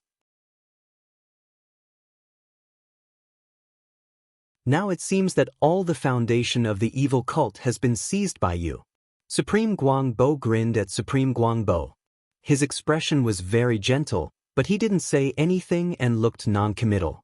As they were talking, a sudden heavy panting sound came from the side. Both of them and Lu Chen were slightly surprised. They turned their heads together and saw that Supreme Jianghu was standing on the other side. At this moment, his face was green and white, his beard and hair were standing on end, and he was gnashing his teeth in anger. At the same time, his expression was mixed with a bit of shame, pain, horror, and regret. Even his body was slightly trembling, and it seemed that he was extremely angry. Boom! A loud sound suddenly rang out. It was Supreme Jianghu, who seemed to finally be unable to control the fury in his heart. He suddenly hit the nearby wall with his palm. Instantly, the wall cracked, and then a large section of it collapsed with a loud bang, causing dust to fly everywhere. A chilly wind carrying dust blew past the old man, fluttering his clothes and white hair. Supreme Jianghu clenched his teeth and spat out 2 words from between his teeth, "Bitch?" After being ravaged by Supreme Jianghu's sudden outburst of temper, the already damaged courtyard became even more messy. The few people present seemed to be shocked by this old Jianghu's sudden loss of composure. For a moment, no one spoke, and everyone stared at Supreme Jianghu. The atmosphere suddenly quieted down, and it was somewhat stiff and cold. Supreme Jianghu sensed that something was wrong, but he didn't seem to care. He suddenly raised his head and stared at Supreme Guang Tianlan. His eyes looked like they were about to spit fire, and he fiercely scolded Supreme Guang Tianlan, "Despicable and shameless." At this point, no one present was stupid. In the blink of an eye, they all understood. Although Supreme Jianghu clenched his teeth and only scolded without saying the reason, it was obvious that he had suffered a great loss from Supreme Guang Tianlan. Needless to say, this seemingly strange private matter was obviously related to the second leaf of the Tree of God that Supreme Guang Tianlan had just taken out. This was because Supreme Jianghu looked calm when he took out the first 2 pieces of the Tree of God. It was only when he took out the third leaf that he flew into a rage like an old dog whose nest had been broken into. Supreme Guangbo obviously thought of this as well. After the shock on his face faded, he frowned and walked a few steps towards Supreme Jianghu. With a gloomy expression, he asked in a deep voice, "Brother Jianghu, what happened?" Supreme Jianghu wanted to say something but stopped. His expression was ugly, and he finally snorted. He flicked his sleeves and said coldly, "Nothing. It would be weird if nothing happened. Everyone here was as shrewd as ghosts." Who could be fooled by such a crude lie? Supreme Guangbo looked more and more worried. He shook his head and said, "Tell me clearly, Brother Tiehu. If there is anything that will affect our big event today, you can't hide it." After that, he turned to look at the city outside and said in a clear voice, "Brother Guyu, what do you think?" In the depths of the seemingly empty house, behind a few beams of light, there was a vague silhouette of a person flitting past and disappearing like a ghost. After a while, a voice said, "I think what Brother Guangbo said makes sense." Supreme Guangbo nodded and looked sideways at Supreme Tiehu. Supreme Tiehu's expression became more and more ugly. He even clenched his fists subconsciously. However, he still had some rationality left. After taking a few deep breaths, he gritted his teeth and pointed at Supreme Tianlan with a cold face. "I didn't expect that my adopted daughter, Wenji, was also a shadow that this bastard had arranged." As soon as he said this, there was a sudden silence. Everyone's expression was interesting and strange. Those who could stand here were all well-informed people in Zhengxianming. They had more or less heard some news that ordinary people didn't know.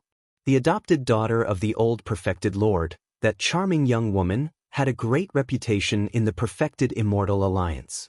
As for the real situation after becoming famous, everyone knew it in their hearts. They saw through it but didn't say it out loud to save each other some face. However, if Song Wenji was actually Zhengxianmeng's shadow, the meaning of the matter would be completely different. At this moment, Supreme Tiehu's expression suddenly turned cold. He stopped and cried out, "Oh no, on the mountain."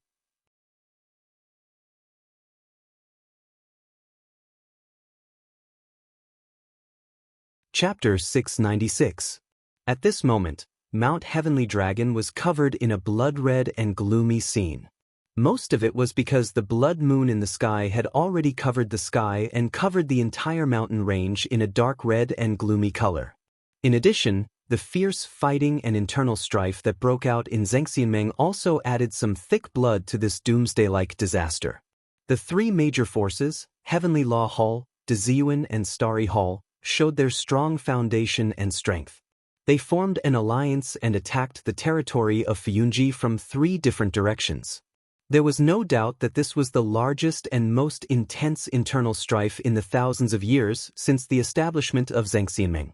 From the beginning of the battle, blood was seen, and then both sides quickly became red-eyed and began to kill. To be honest, although Zhengxianmeng was famous in the world, and in the eyes of most people in the world, it was a famous sect that presided over righteousness and protected the common people. But in fact, this organization was really not a compassionate, kind and weak place. From the very beginning, the founders of the Alliance of True Immortals were the few most powerful and influential big shots in the world. To put it bluntly, the purpose of establishing this organization was to better occupy and plunder heavenly treasures and earthly cultivation resources. Later, they found that this thing was unexpectedly useful. Not only could they occupy the moral high ground and attack their enemies in the name of righteousness, but they could also rule the world more easily. As for the cultivation resources that were fought over at the beginning, it was simply not a problem. After all, the whole world was under the rule of this huge organization. Those resources could not be snatched as they wanted and used as they wanted. Someone was not convinced? Then beat him until he was convinced. Still not convinced after being beaten? Then directly beat him to death. The dead always had to be convinced. How many years had passed? Under the iron fists of the true Immortal Alliance, countless heroes had fallen or knelt down. Then, everyone washed their names in the open and in the dark, easily becoming the leader of the righteous path. It really couldn't be any better.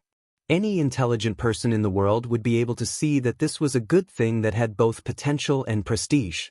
Who wouldn't be envious? Who wouldn't want to come and have a share of this kind of life? Therefore, for so many years, Zhengxianmeng had never been truly peaceful. There were always twists and turns, and there were always disturbances. The old perfected sovereigns of the divine transformation realm refused to step down from their positions no matter what. The young and ambitious ones tried their best to climb up the ranks. Unless someone like perfected Lord Tianlan, who was exceedingly powerful, jumped out and stood out, it would be very difficult for most of the rest. Very difficult, extremely difficult. However, ambition would not be restrained because of difficulties. Ambition would only go crazy because of the beauty that was close at hand. Then, it would burn one's heart and soul like a burning flame. In this way, in the history of Zhengxianmeng, there had always been internal strife and secret fights. Blood and death had always been with this huge, bright organization. It was said that a long time ago, when Zhengxianmeng was founded, an ancient devil had cast a curse on it, cursing it to sink into the sea of blood forever, never to rise again. Until today, this curse looked like it was going to come true. The Floating Clouds unit was currently the most powerful unit in the true Immortal Union. This was a publicly acknowledged fact for the past 20 years. Even though the other three great powers had attacked them together today, and it seemed like every single one of them had concealed their true strength, all of them possessed even more powerful strength than what they had displayed in the past. However, although Fuyunji was fighting 1 against 3, although they were shocked, they did not panic. Layer after layer of resistance, they fought and retreated. Gradually, they managed to block this terrifying attack. Then, after they stood firm, near their core area, near the main hall of Fuyunji actually began to show signs of a counterattack. Compared to the other 3 forces that attacked, it seemed that Fuyunji had also hidden their strength. Their true elites had been hiding in the shadows, as if they were preparing for this battle. Therefore, even though it was 1 against 3, the current battle was gradually being equalized by Fuyunji. Fuyunji blocked the attacks of Heavenly Law Hall, Deziyuan, and Starry Hall, and then quickly began to counterattack.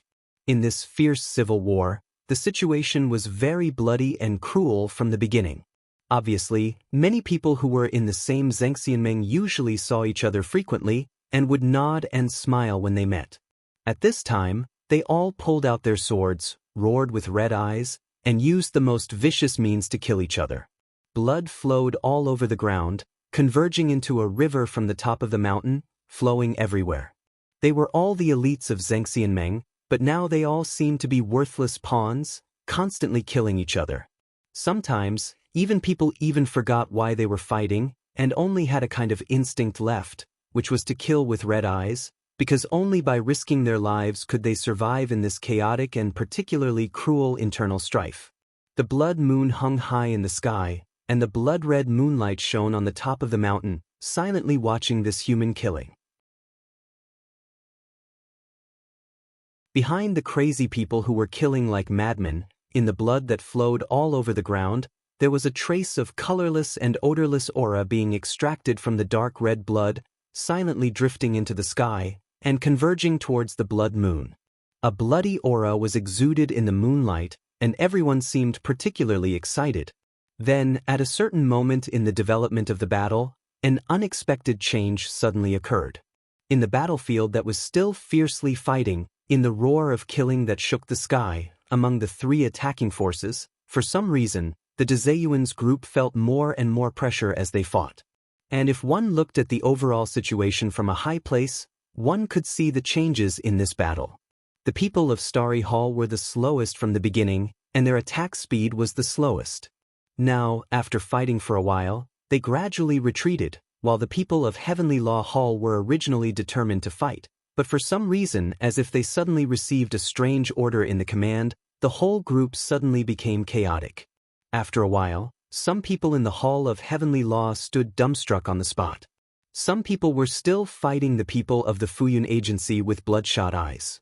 However, at least half of the troops suddenly turned around and charged towards the troops of the Great Chancellor with strange expressions on their faces. There was no doubt that this was a heavy blow. The Dezeyuan's team was suddenly in chaos. Some people shouted angrily, some people scolded angrily, but what greeted them were sharp blades stained with blood. The people of Fuyunji were also stunned, and seemed to be confused for a while.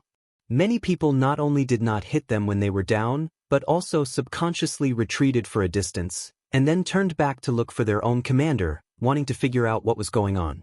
Then, the people of Fuyunji quickly found another very bad situation. The person who was in charge of the overall situation on Fuyunji's side unknowingly disappeared, Everyone was like a headless fly, fighting and killing in this bloody battlefield. No one knew why. There were only ant-like lives left, but in the bloody battlefield, they collided and killed, as if under the blood moon, this doomsday catastrophe was a sacrifice. Blood was still flowing, and the blood moon in the sky was getting redder and redder. You're tuning in to the Han Li's Immortal Journey YouTube channel. Don't forget to subscribe and join us on this journey to catch the most captivating stories.